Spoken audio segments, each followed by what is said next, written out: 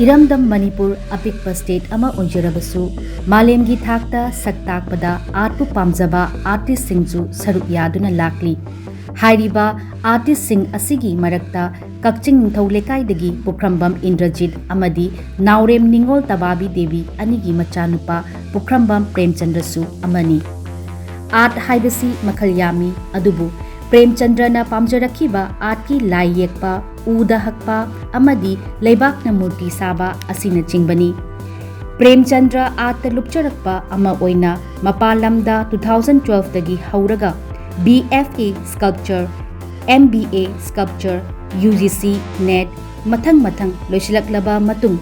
2019 अमदी 2022 दा Manipur Imphal art college दा गेस्ट लेक्चर ओइना थौपुरखी अमदी 2024 दा मणिपुर यूनिवर्सिटी दा प्री PhD आर्ट तौरखी प्रेमचंद्र नौरिंगै मतमदगी महाकी महै तमना स्टेट अमदी नेशनल की थाकता आर्ट कंटेस्ट एग्जिबिशन अमदी आर्ट वर्कशॉप कुनमंगा हेना सरुक यादुना सर्टिफिकेट स्कॉलरशिप अमदी अवार्ड कया फंगबा ngमखी महाकना फंगखिबा अचीवमेंट सिंगी मनुंगदा खरतंग पल्लबदा Manipur state Kala academic award 2013 Lalit Kala academic research scholarship 2015 to 2016 craft state award handloom and textile Manipur 2019 to 2020 young artist scholarship ministry of culture government of India 2011 to 2012 कलालन आर्ट कंटेस्ट 2017 नी लोइना हंदकता न्यू दिल्ली दा ललित कला एकेडमिक न सिंधुना पांगथोकखिबा 64th national exhibition of art 2025 की मना लौदुना इरमदम असिगी माई पुरकपा ngमखिबता नतना प्रेमचंद्र अमदी महाकी आर्ट सिंगबु मियामना हेना खंगनरखी अदुबु आर्ट असिदा थवाई हकचांग लुकलिबा प्रेमचंद्र अमदी महाका लोइनरिबा आर्टिस्ट सिंगी माइकैदगी मखोइना पामजरीबा आर्ट असिबु हेना चखवटनबा इरमदम असिगी मिंगचट पुरकपा ngमनबगीदमक स्टेट अमदी मरी लेनबा सिंगदगी मियेंग हेना चंगहनिंगबगी अपामबदी लेहौरी इम्पैक्ट टीवीना परिनायना संदोकचबा खंगमिनासी मणिपुर की थौराम मियेंग ताबिरिबा सिंगबु अहानबमक्तदा तराम नौचरी अखोइना खंगमिनासी मणिपुर की थौरामदा पुदुना लाक्चरीबा मिसक असी हंदकता पांगथोकीबा नेशनल आर्ट अवार्ड की मना फंगलखरबा प्रेमचंद्र पुखरमंग उनबे तंजादु लौजगे अहानबमक्तदा ओजाबु तराम नौचरी ओजादा हानबोइनको कोई हंदक फंगलखिबा कोई नेशनल आर्ट अवार्ड दी मनासे करी करम्बा मखलगी अवार्ड नो अमदी कदाइदा पांगथोकपा कोई अवार्ड फंक्शन नो हाइबदो मदु मयाम तंग हाना ताकपिरम मसीगी अवार्ड से अखोगी नेशनल लेवल दा पांगथोकपको फाइन आर्ट्स तगी ओइबा ललित कला दिल्ली ललित कला एकेडमी अवार्ड हाइबनेको न्यू दिल्ली असे अखोई फाइन आर्ट्स की ओइनदी नेशनल लेवल दा ख्वाइदगी चावरेना सुम खनरबा तारे गवर्नमेंट की साइड से दायतारे गवर्नमेंट लेवल सिदा अदुगुमै वार मखलमने हाइदी 64 ललित 60 हनकी 64 सुबो ओइगदो 64 असेंगबदी मागी फाउंडेशन डे दी अखोई ममांगदा हनक अवार्ड पिकिनोगी अवार्ड पिगी पिगिसा हाइदी मागी असिदा अगस्त की डेट 5 सिदा मागी फाउंडेशन डे नि बतायबको असिदा मागी 71 सुबो फाउंडेशन डे नि बेने पुदे अदा मरक्तदा मोय चाही खरा अदुम हाइदी लेपाकी करगी अदुम इरांग लेगिबदगी खर तौगिदबो माले अदुम अदु होजिक तौरिसिदी हुंफु मरि सुबा अदु ललित कला एकेडमी अवार्ड नेबको हाइदी इरमदम असिगी अहानबमक्तदा खोइगी माइ पुबिरक्लिबा को ओजाबु अहानबमक्तसु खोइगी इम्पैक्ट टीवी माइ केदेगी को अ बिग कांग्रेचुलेशन हाइना थागतु बाइ फुलुकचरी अदो खोइना नेशनल की थाकता लौरक्लिबा स्कल्पचर असि हेक उजबा मतमदा खोइगी उजबा हारिसि इन द सोशल मीडिया दनिको हाइदी प्रिंट मीडिया अदगी न्यूज़ सेक्शन मयामदसु मयाम अमा चाइथोरक्लिको मसिदा उबा मतमदा अइनसु हेक अमु चंगलगा येंग मतमदा खोइगी मूर्ति खिलिबसे अदुकी मतिक नुंगशी अमदी हाइबदी नुंगाइतबसु पुएबा मसी आइगी ओइबा वखलनरा दि खंगद्रेको यामना तुहतपिरबा अंगांग मूर्ति अमगुम उजेबा अदु मसी soidina di ozana masigi sculpture asigi nungi waronsi soidina khangangani na thajei ko adu masi ahan makta da masi concept se kamai to lakibno magi nungi warol se ahan badam tang thambiram asengbadi asigi work se magi title si made me sense haina ko ko aina thon base akoi mayam akoi da mayam tanaraga work si budi hoi mai concept tu budi hana leijera ko concept tu ga tana na ba title si thira kang sida ko mai sim ne thanda su ngambana tamina ko lo khangmana tamina mayam tanara kang sida cdc title si thola na phajani ga made me sense hai ba ado aigi work si hoi adumaina kidang leitaba laira ba kidang id emotional oi ba adum boti yaw no to ko adam bai work sing hana dagi sure work sing jasi ata ne aseng bade ta sena aduga asimak work si khakki aina tungan ba aina concept ma sagalu busu leite budi asidi aigi ayonda thenarak pa aigi experience natra adu ayonda forward feel aigi lifestyle aina hinga iba thenari ba mayam sinna maram warga ayonda feel to holapa mayam dune ba aina punjila semisi aidi any wa ama yeng matam da si wa series wa oina dum u ne ko ai angang si adum id wa ai wa khudi makta angang si dum maru dum yaw ba haitare ado hojigi wa si su adugi manung san ba amane aduga aina sida phongdok ni ba nungyo ba se kino wa pam se asidi tasengna angang amo oina sajaraga so yamna kare hani hojik leiba ko ki samaj sida chanariba politics fataba politics khande natra adagi corruption khande adagi any tawriba fataba ko gi akoina tohning da ba haitare ne ai di asugum ba mayam sina mi ba ko common people sing sa adagi middle class ta leibi mi sing si phana yamna talent leiraga su natra khara yam hairaga su haitiraga su pula pressure pura compress to ga sum thamjin ba phajin ba dona haidi angang yam chuang khang da ba innocent oi ba angang amadogi amadongna phajil thambagi pose asine ba ina me sense ai sembire condition sida sembire hebele asengbodi ado tasengna hadaki work si hojik hojik le riba manipur gi situation ka su khar su sanaba asi ko na joina hapjil lai ko asi pose tasengna ado saba budi corona manung akogi 2020 soida saba ho ne ko 2020 dagi saba ho gi saba ho wa ne ba ado matam sida 20 da si work lai sing si ga si loi 20 da saba nga tani corona manung da tare no manga gum sai saba sida adagi kidang hakto hana u si jo hana tin jar ga leiram hai tare ne aso u mako ma hai tare tin jo bakun ga pong yaw ne ba i wa si yaw award phangli ba sculpture se adwa do ai khara hakto ya khara sorapa ma ko da oi tanara ga ko sabinare sara matung sida pose asidi corner sabulor kan tin jar adi farak ta ne ai ji akoi langkhai da pukhi em le au de punsil laga thadare thaung yong thamme apose asmai to ga mu pukhat amuk seasoning haidi wood seasoning to ba tare ne tin ja da na ba ko na preparation to ba tare admai to da na koi na sang na amuk thamjilor matung sida anak si tharasi na pose koi na sang na mamang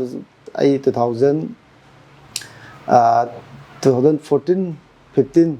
adagi 14 15 anta 13 14 dara kai da so ani ra kai apply to gure ko national gi se aduna ani ra to se selection ani mak phangi adu matung du da mo ko na ai so Manipur da lakhi budagi matam da ai baroda da leire ko master tami me matam oi ba adai so baroda da Manipur da lak budagi de mo kidang transportation gi kai ge me am lai gre na ba aduna maram war ga tha ngam na lai ge da hanak si thara se na adu simu among hong na mo shame ne ba adain awar awa paji kai kai hape ai kole toraga bana shame ga tha bane adudi chahi si 2020 dagi hore na haibire ko haidi semgalak pase ko haiba award fanglak liba sculpture asi ko adumasi adudi aduki mati kuina change eba ko ozana hoji khogi national award ki haidi anirak tha gi na haibiri base same sculpture do oidura kamai tobun sculpture ni ide hana ai media kino subject so sculpture ne ko sculpture da ne tha haidi handak phanglak liba murti se oidura dum tunga sina sina hanak apply to bone mo sahi kudingi to ne ko lali kala si sahi kudingi to ko ada ai na hoji mamang na to ri na college ka ringai baroda da tammi master tori manung sida ai je ani rak apply to jagre ba ado nominee to award ki mo exhibition to ko le yaw ba ꯑꯗꯨꯒꯤ ꯃꯇꯨꯡꯗ apply ꯁꯨꯇꯧ ꯇꯧꯈꯤꯗ꯭ꯔꯦꯕ ꯍꯥꯏꯗꯤ ꯃꯅꯤꯄꯨꯔꯗ ꯂꯥꯛꯄꯗꯒꯤꯗꯤ ꯁꯨꯝ ꯇ꯭ꯔꯥꯟꯁꯄꯣꯔꯇꯦꯁꯟꯒꯤ ꯀꯔꯤꯒꯤ gap ꯃꯌꯥꯝ ꯂꯩꯈꯤꯕꯅꯤꯅ ꯍꯥꯏꯇꯥꯔꯦꯅꯦ ꯑꯗ ꯍꯟꯗꯛꯁꯤꯗ ꯍꯧꯅꯅ ꯑꯃꯨꯛ ꯏꯅꯧ ꯅꯧꯅ ꯆꯍꯤ ꯀꯨꯏꯔ ꯃꯇꯨꯡ ꯆꯍꯤ 10 ꯃꯇꯨꯡꯗ ꯍꯥꯏꯇꯥꯔꯦꯅꯦ ꯑꯗꯨꯃꯥꯏꯅ ꯑꯦꯄ꯭ꯂꯥꯏ ꯇꯧꯕꯅꯦ ꯍꯟꯗꯛꯀꯤꯁꯦ ꯍꯥꯏꯗꯤ ꯗꯥꯎ ꯌꯥꯕ ꯍꯥꯏꯕ ꯇꯥꯔꯦꯀꯣ ꯍꯟꯗꯛꯀꯤꯁꯤꯀꯣ ꯑꯗꯣ ꯃꯁꯤ ꯑꯩꯈꯣꯏꯒꯤ ꯑꯦꯋꯥꯔꯗ ꯂꯧꯕ ꯆꯠꯄꯁꯦ ꯁꯤꯗꯤ ꯑꯩꯈꯣꯏꯒꯤ ꯀꯩꯅꯣꯁꯦ ꯃꯨꯔꯇꯤꯁꯤ ꯑꯥꯗ ꯑꯗꯨꯝ ꯂꯩꯔꯤꯕ꯭ꯔꯥ ꯁꯤꯗꯗꯤ ꯄꯨꯕꯤꯔꯛꯑꯕ꯭ꯔꯥ ꯀꯃꯥꯏꯅ ꯇꯧꯒꯦ ꯃꯨꯔꯇꯤꯁꯤ ꯅꯍꯥꯟ ꯗꯦꯠ 5ꯇꯒꯤ ꯏꯅꯣꯒ꯭ꯔꯦꯁꯟ ꯇꯧꯕ ꯅꯨꯃꯤꯠꯇꯣ ꯑꯗꯨꯗꯒꯤ ꯍꯧꯔꯒ ꯊꯥ ꯑꯃ ꯇꯪꯈꯥꯏꯃꯨꯛ ꯍꯥꯏꯇꯥꯔꯦ ꯁꯦꯞꯇꯦꯝꯕꯔ ꯗꯦꯠ 15 ꯐꯥꯎꯕ ꯑꯦꯛꯖꯤꯕꯤꯁꯟ ꯇꯧꯗꯣꯏꯅꯦꯕꯀꯣ ꯔꯕꯤꯟꯗ꯭ꯔ ꯚꯕꯟꯗ ꯑꯗꯣ ꯍꯧꯖꯤꯛꯁꯨ ꯑꯦꯛꯖꯤꯕꯤꯁꯟ ꯇꯧꯗꯅ ꯍꯧꯖꯤꯛꯁꯨ ꯑꯥꯗ ꯑꯗꯨꯝ ꯂꯩꯔꯤꯕꯀꯣ ꯍꯥꯏꯗꯤ ꯃꯌꯥꯝꯒꯤ ꯃꯤꯠꯌꯦꯡꯐꯝ ꯑꯣꯏꯔꯒ ꯂꯩꯔꯤꯕꯀꯣ ꯃꯈꯥ ꯇꯥꯔꯛꯄꯗ ꯑꯣꯖꯥꯗꯒꯤ ꯈꯪꯅꯤꯡꯉꯤꯕꯁꯤꯀꯣ ꯑꯩꯈꯣꯏꯒꯤ ꯍꯥꯏꯕꯗꯤ ꯍꯥꯏꯅꯤꯡꯕ ꯑꯃꯗꯤ ꯂꯩꯀꯣ ꯑꯣꯖꯥ ꯍꯥꯏꯕꯗꯤ ꯑꯩꯈꯣꯏ ꯃꯤꯑꯣꯏꯕꯅ ꯄꯣꯛꯂꯛꯄ ꯃꯇꯝꯗ ꯍꯦꯛ ꯄꯣꯛꯂꯛꯄꯗꯒꯤ ꯁꯤꯕ ꯐꯥꯎꯕꯗ ꯑꯩꯈꯣꯏꯒꯤ ꯇꯣꯉꯥꯟ ꯇꯣꯉꯥꯟꯕ ꯍꯤꯔꯝ ꯈꯨꯗꯤꯡꯗ ꯑꯩꯈꯣꯏꯒꯤ ꯑꯩꯒꯤ ꯑꯣꯏꯔꯣ ꯑꯣꯖꯥꯒꯤꯕꯨ ꯑꯣꯏꯔꯣꯀꯣ ꯉꯥꯛꯂꯧꯁꯦ ꯁꯣꯏꯗꯅ ꯃꯌꯥꯝꯒꯤꯁꯨ ꯁꯣꯏꯗꯅ ꯂꯩꯔꯝꯒꯅꯤꯅ ꯈꯟꯖꯩꯀꯣ ꯑꯣꯖꯥꯒꯤꯁꯨ ꯑꯁꯨꯝ ꯇꯧꯗꯅ ꯉꯁꯥꯏꯒꯤ ꯑꯥꯔꯠꯀꯤ ꯂꯝꯕꯤꯁꯦ ꯂꯥꯛꯄ ꯃꯇꯝꯗ ꯁꯣꯏꯗꯅ ꯑꯣꯖꯥ ꯒꯨꯔꯨꯁꯦ ꯂꯩꯔꯝꯒꯅꯤꯅ ꯈꯟꯖꯩ ꯑꯗꯣ ꯑꯣꯖꯥꯒꯤ ꯃꯔꯨꯑꯣꯏꯕ ꯉꯥꯛꯂꯧꯁꯤꯡꯁꯤ ꯀꯅꯥ ꯀꯅꯥꯅꯣ ꯍꯥꯏꯕꯗꯣ ꯁꯛ ꯑꯝꯇꯪ ꯇꯥꯛꯄꯤꯔꯝꯃꯣ ꯑꯣꯖꯥ ꯍꯣꯏ ꯑꯁꯦꯡꯕꯒꯤꯗꯤ ꯇꯁꯦꯡꯅ ꯑꯩꯁꯤ ꯄꯤꯁꯤꯛ ꯄꯤꯛꯏꯉꯩꯗꯒꯤ ꯍꯥꯏꯇꯥꯔꯦꯅꯦ ꯑꯩꯈꯣꯏꯅ ꯈꯔ ꯈꯪꯉꯛꯄꯗꯒꯤ ꯂꯥꯏ ꯌꯦꯛꯄ ꯈꯣꯠꯄꯁꯤ ꯑꯗꯨꯝ ꯇꯧ ꯂꯩꯔꯝꯃꯦꯕꯀꯣ ꯑꯗꯣ ꯑꯩꯅ ꯇꯧ ꯂꯩꯔꯝꯃꯤꯁꯤ ꯀꯅꯥ ꯇꯧꯕꯗꯒꯤꯅꯣꯗ ꯑꯩꯈꯣꯏ ꯗꯗꯥꯁꯦ ꯑꯩꯈꯣꯏ ꯍꯦꯛ ꯑꯩ ꯏꯌꯥꯝꯕ ꯑꯩꯈꯣꯏ ꯇꯥꯃꯣ ꯄ꯭ꯔꯦꯝꯖꯤꯠꯁꯦ ꯃꯁꯥꯃꯛꯁꯨ ꯑꯥꯔꯇꯤꯁꯅꯦꯕꯀꯣ ꯁ꯭ꯇꯦꯠ ꯑꯦꯀꯥꯗꯃꯤ ꯑꯦꯋꯥꯔꯗꯤꯅꯦꯕ ꯑꯗꯣ ꯑꯩꯈꯣꯏ ꯇꯥꯃꯣꯁꯦ ꯄꯤꯁꯤꯛ ꯄꯤꯛꯏꯉꯩꯗꯒꯤ ꯃꯣꯏꯁꯤ ꯀ꯭ꯂꯥꯁ 6 ꯀꯥꯔꯤꯉꯩꯗꯒꯤ ꯀꯩꯅꯣꯒ ꯂꯥꯏ ꯁꯥꯕ ꯈꯣꯠꯄꯁꯦ ꯂꯣꯏ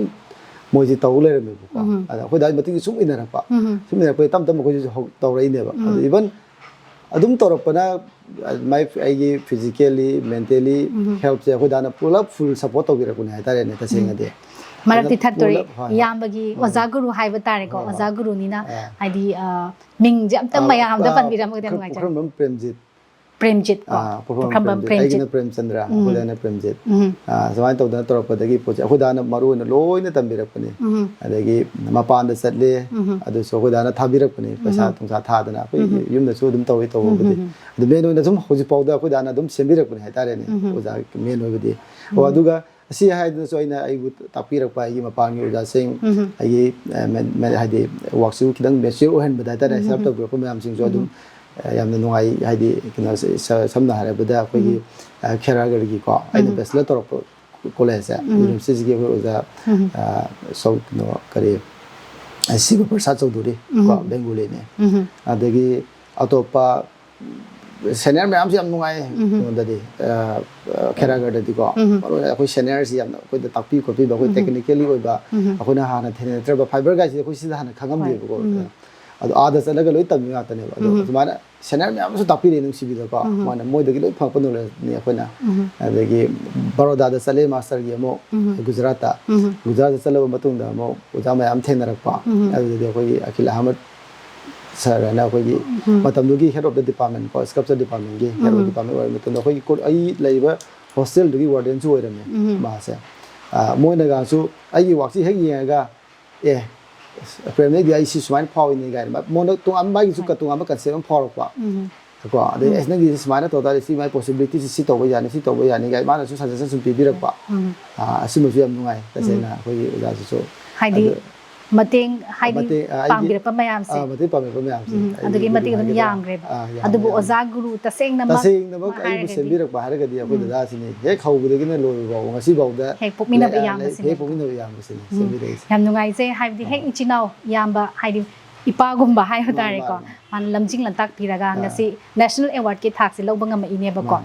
ꯑꯗꯨꯗ ꯑꯩꯈꯣꯏꯅ ꯂꯥꯛꯆꯅꯤꯡꯂꯤꯕꯁꯤ ꯑꯃꯨꯛ ꯅꯦꯁꯅꯦꯜꯒꯤ ꯊꯥꯛꯇ ꯄꯥꯡꯊꯣꯛꯂꯤꯕ ꯑꯩꯈꯣꯏꯒꯤ ꯍꯟꯗꯛꯇ ꯂꯧꯔꯛꯈꯤꯕ ꯅꯦꯁꯅꯦꯜ ꯑꯦꯋꯥꯔꯗꯀꯤ ꯑꯥꯔꯠ ꯑꯦꯋꯥꯔꯗꯤ ꯑꯃ ꯑꯣꯏꯔꯛꯏꯁꯦ ꯃꯁꯤꯗ ꯑꯩꯈꯣꯏꯒꯤ ꯂꯩꯔꯤꯕ ꯂꯩꯉꯥꯛꯀꯤ ꯑꯣꯏꯕ ꯑꯣꯔ ꯁꯤꯚꯤꯜ ꯁꯣꯁꯥꯏꯇꯤ ꯑꯣꯔ ꯑꯣꯔꯒꯅꯥꯏꯖꯦꯁꯟꯒꯤ ꯃꯥꯏꯀꯩꯗꯒꯤꯀꯣ ꯊꯥꯒꯠꯄ ꯍꯥꯏꯗꯤ ꯋꯥꯍꯩꯒꯨꯝꯕ ꯐꯣꯡꯗꯣꯛꯄꯤꯔꯛꯄ ꯂꯩꯕ꯭ꯔꯥ ꯇꯔꯥꯝꯅ ꯑꯣꯛꯄꯒꯤ ꯑꯩꯈꯣꯏꯒꯤ ꯄꯥꯡꯊꯣꯛꯄ ꯍꯥꯏꯕ ꯇꯥꯔꯦꯀꯣ ꯃꯁꯤꯒꯨꯝꯕ ꯂꯩꯈ꯭ꯔꯕ꯭ꯔꯥ ꯂꯩꯔꯒꯗꯤ ꯀꯗꯥꯏꯗ ꯄꯥꯡꯊꯣꯛꯄꯤꯈ꯭ꯔꯦ ꯍꯥꯏꯕꯗꯣ ꯑꯁꯤ ꯏꯁꯝ ꯁꯝꯅ ꯑꯩ ꯍꯦꯛ ꯂꯥꯛꯄ ꯊꯨꯡꯉꯕ ꯅꯨꯃꯤꯠꯁꯤꯗꯀꯣ ꯑꯩꯈꯣꯏ ꯀꯩꯅꯣꯗ ꯑꯦꯌꯥꯔꯄꯣꯔꯠꯇ ꯑꯩꯈꯣꯏꯒꯤ ꯀꯛꯆꯤꯡꯒꯤ ꯑꯣꯜ ꯀꯛꯆꯤꯡ ꯀ꯭ꯂꯕ ꯍꯥꯏꯅ ꯑꯩꯈꯣꯏꯒꯤ ꯄꯨꯂꯞ ꯄꯨꯟꯁꯤꯟꯕ ꯑꯩꯈꯣꯏꯒꯤ ꯀ꯭ꯂꯕꯀꯤ ꯀꯩꯅꯣ ꯑꯃ ꯂꯩꯌꯦꯕꯀꯣ ꯑꯦꯁꯣꯁꯤꯌꯦꯁꯟ ꯑꯃ ꯑꯁꯨꯃꯥꯏꯅ ꯇꯧꯗꯅ ꯑꯩꯈꯣꯏꯗꯤ ꯅꯨꯡꯁꯤꯕꯗ ꯑꯣꯛꯄꯤꯌꯦ ꯑꯃꯔꯣꯝꯗ ꯃꯣꯏ ꯌꯥꯝ ꯅꯨꯡꯉꯥꯏ ꯑꯗꯨꯒ ꯑꯁꯨꯃꯥꯏꯅ ꯃꯊꯪ ꯑꯣꯜꯂꯛꯄꯅ ꯑꯩꯈꯣꯏ ꯂꯩꯀꯥꯏꯅꯁꯨ ꯑꯣꯛꯑꯦ ꯀ꯭ꯂꯕꯅꯀꯣ ꯑꯩꯈꯣꯏ ꯀꯩꯅꯣꯒꯤ ꯄꯥꯔꯠꯅꯔ ꯀ꯭ꯂꯕ ꯍꯥꯏꯅ ꯑꯥꯏꯗꯤꯌꯦꯜ ꯄꯥꯔꯠꯅꯔ ꯀ꯭ꯂꯕ ꯍꯥꯏꯅ ꯑꯩꯈꯣꯏ ꯀꯛꯆꯤꯡ ꯊꯣꯂꯛꯀꯥꯏꯒꯤ ꯀ꯭ꯂꯕꯇꯁꯨ ꯑꯣꯛꯄꯤꯔꯦ ꯑꯗꯨꯒꯤ ꯃꯊꯪꯗ ꯑꯁꯣꯝ ꯅꯥꯀꯜꯂꯣꯝꯗ ꯑꯩꯈꯣꯏ ꯀꯣꯂꯦꯖ ꯂꯣꯝ ꯏꯝꯐꯥꯜ ꯂꯣꯝ ꯁꯥꯏꯠꯇ ꯍꯥꯏꯇꯥꯔꯦꯅꯦ ꯑꯩꯈꯣꯏꯒꯤ ꯂꯩꯔꯤꯕ ꯇꯣꯉꯥꯟ ꯇꯣꯉꯥꯟꯕ ꯑꯥꯔꯠ ꯁꯣꯁꯥꯏꯇꯤ ꯃ꯭ꯌꯨꯖꯤꯌꯝ ꯃꯌꯥꯝ ꯑꯃ ꯂꯩꯗꯅꯀꯣ ꯑꯗꯒꯤ ꯑꯥꯔꯠꯀꯤ ꯗꯨꯀꯥꯟꯒ ꯇꯧꯔꯒ ꯂꯩꯕ ꯑꯩꯈꯣꯏ ꯗꯥ ꯔꯨꯕꯤꯟꯗ꯭ꯔꯣ ꯍꯣꯏ ꯃꯣꯏ ꯃꯌꯥꯝꯅꯒ ꯇꯧꯗꯅ ꯑꯩꯈꯣꯏꯁꯦ ꯌꯥꯝꯅ ꯑꯗꯨꯃꯥꯏꯅ ꯑꯣꯏ ꯑꯗꯒꯤ ꯑꯩꯅ ꯀꯩꯅꯣ ꯇꯧꯕꯗ ꯍꯧꯖꯤꯛ ꯍꯧꯖꯤꯛ ꯄꯨꯖꯔꯤꯕ ꯀꯣꯂꯦꯖꯁꯦ ꯑꯁꯤꯅꯁꯨ ꯑꯩꯁꯦ ꯑꯣꯛꯇ ꯈꯣꯠꯇꯅ ꯑꯗꯨꯃꯥꯏꯅꯗꯤ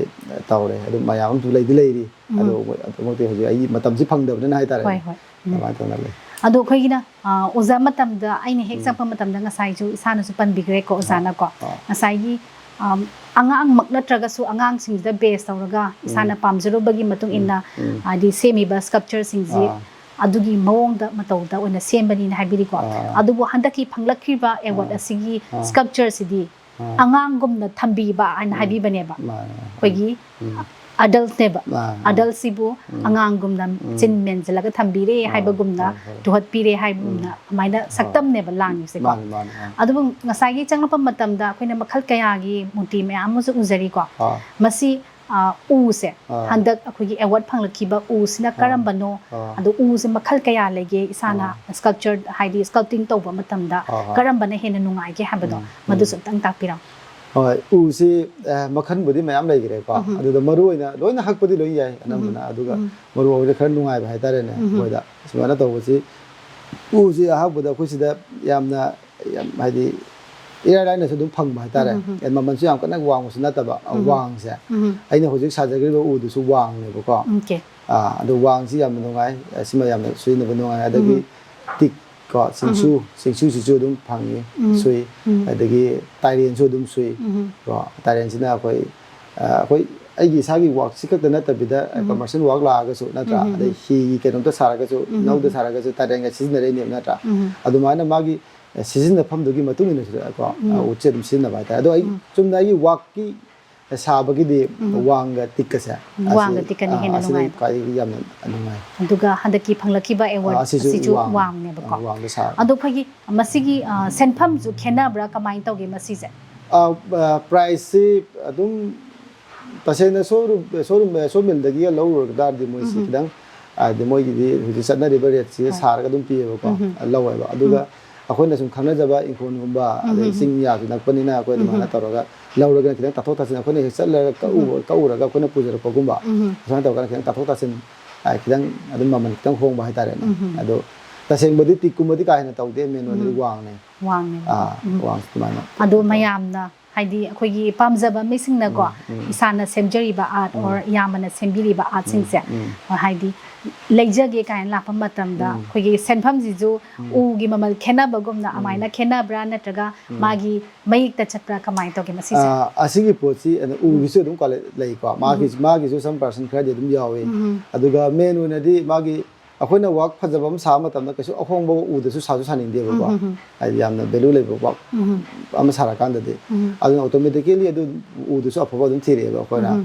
ꯑꯗꯨꯅ ꯑꯗꯨ ꯃꯦꯟ ꯑꯣꯏꯅꯗꯤ ꯑꯩꯈꯣꯏꯒꯤ ꯋꯥꯛꯁꯤ ꯃꯥꯒꯤ ꯂꯩꯔꯤꯕ ꯆꯪꯉꯤꯕ ꯈꯨꯠ ꯆꯪꯉꯤꯕ ꯑꯗꯒꯤ ꯑꯩꯒꯤ ꯑꯗꯨꯒꯤ ꯃꯇꯨꯡ ꯏꯟꯅ ꯍꯥꯏꯇꯥꯔꯦꯅꯦꯀꯣ ꯑꯩꯒꯤ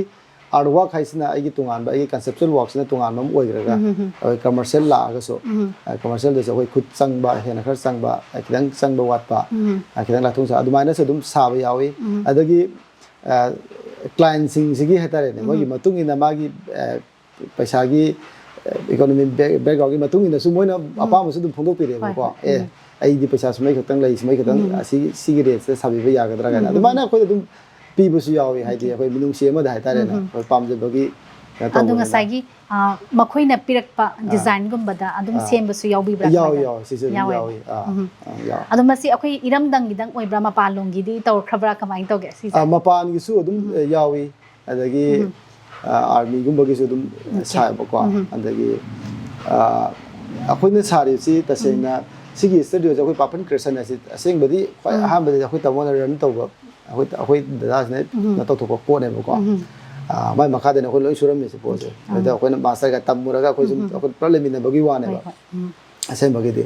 ꯑꯗꯣ ꯁꯤꯗ ꯁꯨꯔꯤꯕ ꯄꯣꯠꯁꯤ ꯑꯣꯡꯂꯤ ꯋꯨꯠ ꯈꯛꯀꯤ ꯄ꯭ꯔꯗꯛꯁꯨ ꯅꯠꯇꯦꯕꯀꯣ ꯑꯩꯈꯣꯏꯅ ꯁꯤꯗ ꯀꯅꯥꯒꯨꯝꯕꯒꯤ ꯀ꯭ꯂꯦ ꯃꯣꯗꯦꯂꯤꯡ ꯇꯧꯕꯤꯌꯨ ꯄꯣꯔꯇ꯭ꯔꯦꯠ ꯁꯥꯕꯤꯌꯨꯕꯒꯤ ꯄꯣꯔꯇ꯭ꯔꯦꯠ ꯁꯥꯕ ꯑꯍꯜ ꯂꯃꯟ ꯂꯩꯈꯤꯗꯕꯒꯤꯀꯣ ꯀ꯭ꯂꯦꯒꯤ ꯁꯥꯕ ꯑꯗꯨꯗ ꯃꯦꯇꯜꯗ ꯍꯩꯕ ꯀꯣ ꯑꯗꯒꯤ ꯐꯥꯏꯕꯔꯒꯤ ꯋꯥꯛ ꯏꯚꯟ ꯑꯁꯤꯗ ꯂꯩꯁꯤꯁꯨ sisu fiber work ne ko wood na te ko sumana sibudi aigi around sum ai sajabane adumain toraga kana to post na arunachal sunga na mamang na thang mamang de award do chat ting mamang de arunachal chalui moi sum ko ko hire to bai tare artist moi gi workshop yu follow to na adumain am de sai pass aduga koina changjara pa matam da haidi work tawriba ka sida haiba tare ko nasagi murti gadang khoi mapan da ujaru bani adugo sigi room sida di makhal kaya gi loina shuna leiramme haibadi khoigi momento gumba su sabagi mami se adum ure ko masi khoi momento si magi work design gi matung inna haidi khenabra or kari karamba ugi makhal sing da sabi ge habado adu shun tang thambiram hoi adu momento si moina adum magi society duna haitare ne natraga club tuna mana haide sahaningi ba mogi design hana lejarami ba logo sana sahan ba so dum yawi aduga moi adugi design dugi matung ina sigi pochi e uda sasira natraga na fiber da sasira natraga na kamai to sige na tathok thasin tongaraga hena phajai ga do mong do othokpa ya ga do mong do dum sana ba ko adu even hoji sida leibo waxing si so tasena asibudi akoina khoi culture gi pora mo oibani na akoina dum hana dum sajara thamba ko adunga sai logo gi matung ina akhoi haidi senpham je khenai na habiri ko aduma si kai clear zoom sai habi bra kamai tong si hoi clay da saraga fiber da mo sigi convert to bai tare ne mo topa adagi u da su dum saba yawi adagi magi design dugi matung ina hai tare ne aduga akhoi gi hojik lai riba akhoi sida sujari ba hana gi culture ga tang bari leina ba waxing sa asina mo akhoi sida hana dum suja haidi sidi amana so dum pa ma tare ne manipur da la ga di manipur ba kidang pu ge har kan da adumana haidi sing na ba tare ne adum ba mayam lai bu na po sidi akhoi dum sara ga sidi store dum tham ba mai taw stock sim thammi ne ba ko adumai ngasagi u gi matung ina khena ba adu du na te ba ngasagi design du gi matung ina ne ba ko astana sida di akhoi na ka hena u auto problem saludre sidi mai men na wang gumba ko men na wang ta ne nam na sari su ngai ba adagi yamna available so ba ko dai ma yam kana tang ba na ta ba sa ba su ngai ba da adam na wang ta ne u ge na ba huji item yam sai se hoi hiang hiren gumba sara kang da akoi magi ke da tarin gumba season pa yawi ko magi color dagi kai dagi mai shape to mai color pa hi ne bu hara so de tarin na ga sahaning ba adi magi hi ga tarin ga si ising ga tarian ga si kidang kena tong nei na hina loi hi sa ari ba sa ba su dum tarian ga ta dum sin na bigi poram le ko adum bagi culture da base roga da dum sa ba su yawe aduga ruang dum sa ba su yawe yam nungai je haibidi wari mayam su lei di ko makha sa thajaning haidi soidana isa gi personal life ta jong lakjage lakjigoi mangoi dana mayam dagi attend ba break ma cham tang dokjeri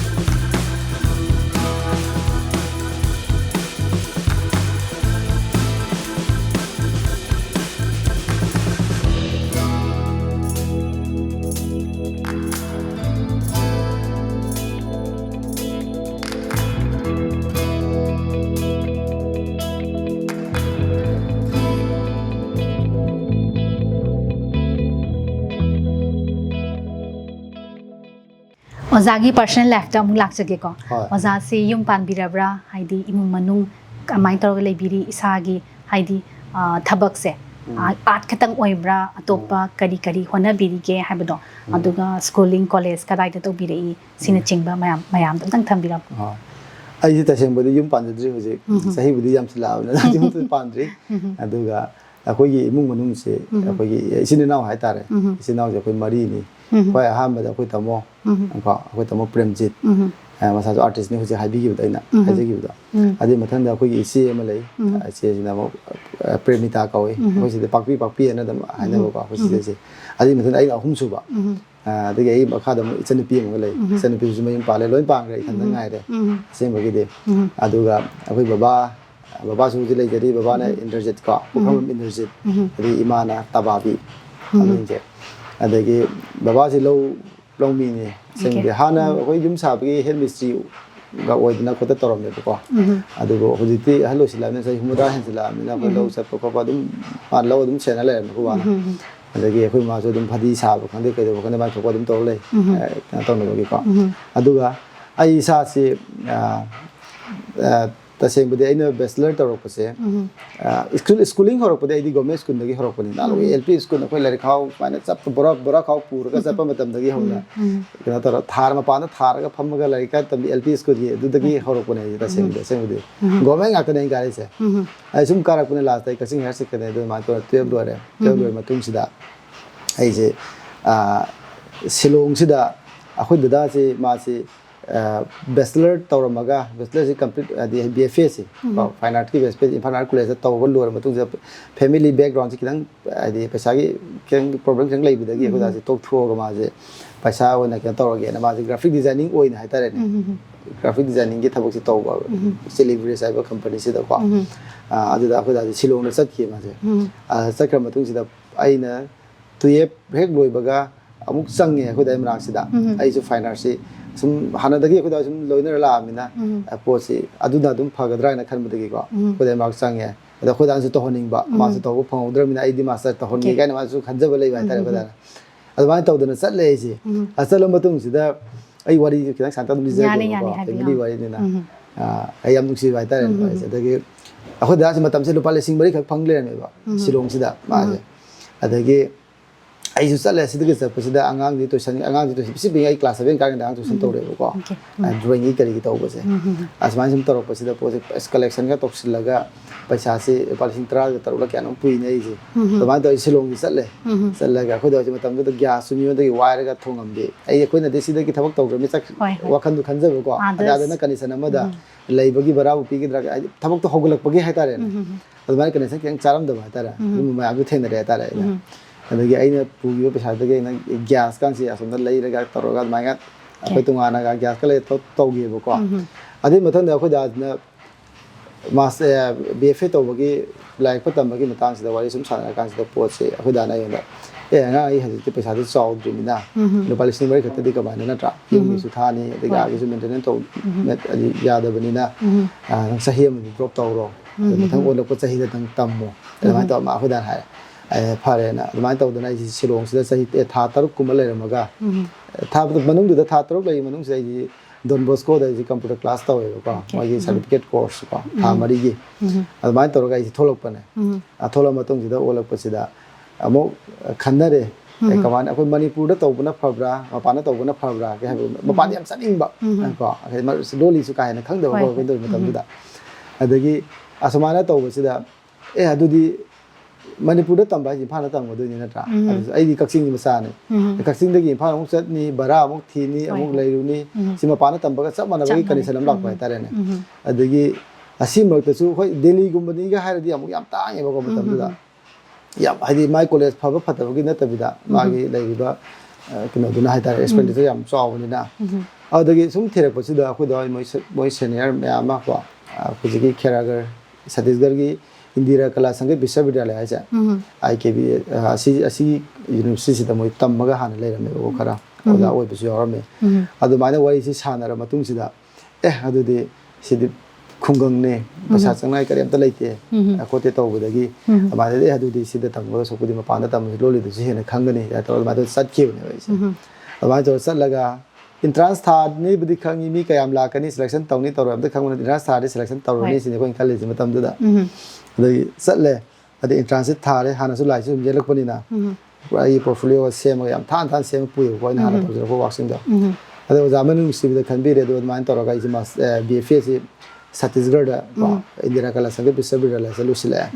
Asilusila ko matung sida mo ai si master to bagi ne mo tawre master to sida ai si ahambada kenogi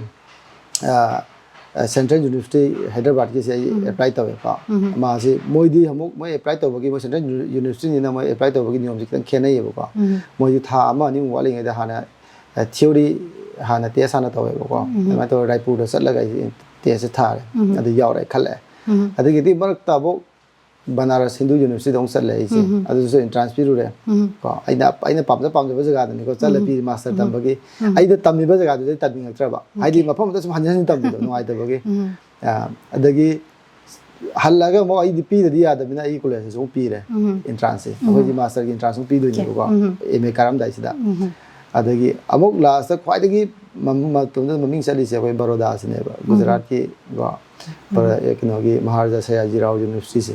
asi sine ba azmai to dana ji pulap pi entrance pulap pi ba lura matu na Baroda da ung satle ad Baroda se entrance thare tharaga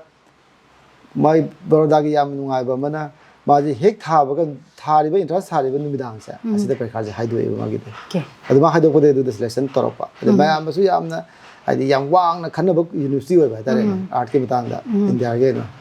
adu mi phang na dream mi all India de mi hong go tane ba selection to ise akoi hong go tane ba batam da Gujarat da ta ba to ba site ge likhita aina Mumbai dem jawe adi apala rajo na no Visakhapatnam dem jawe aina khera ge Chhattisgarh de ge ba to akoi hong go tane da gi amadi dum yauri bu ko asi da akoi hong go tane mi hong go tane lo di selection se adu mai to ga ise atai pula thado khra atai selection loi phangdi phangam ne ko adu pula thado khra ga ma to ai master lo silapune adu master lo sile matung sida ai amo master taming manung sida mo ai CCRT ko no gi CCRT gi Ministry of Culture gi makha da le ko mo ne pi ba scholarship young artist scholarship ai sa asi si sahi ani gi pi ba de ko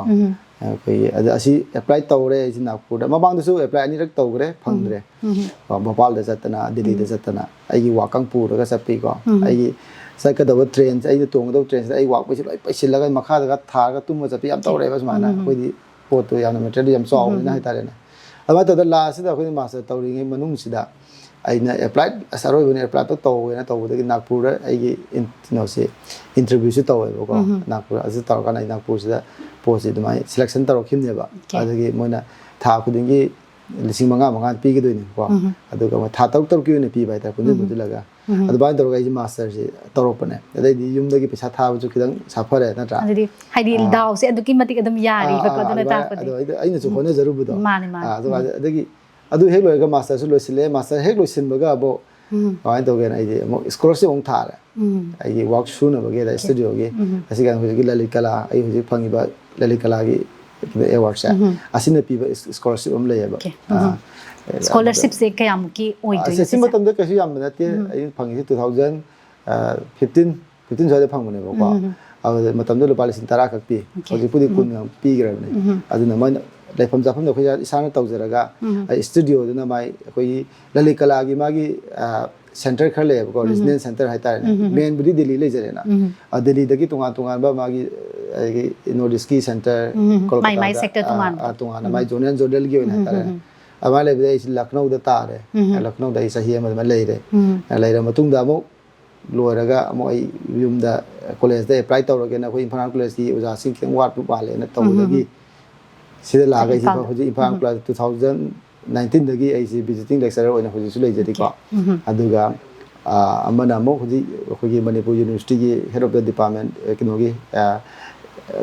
finance department gi ko head of the department oi bi ba khoi gi sir khoi mainam idi khomba ba painting department masadi painting department ni mai makha dai hoji PhD tawjari ha tare okay hauji ne ba ko tawri se ko aduki matik haidi bahai gi thak ta su aduki matik wange aduga haidi hotna jaman lem na mang de haibjani ko ado sida akoi gi work se makhan kaya gi su tawbiri ne haire ko ado masida natana akoi gi sculpting tawri ba akoi gi u haiba tare or udana tana clear adinga sai haiba na ma panbigi bado masigi matang du gatang hangjage masi je masigi work sina kamain tauge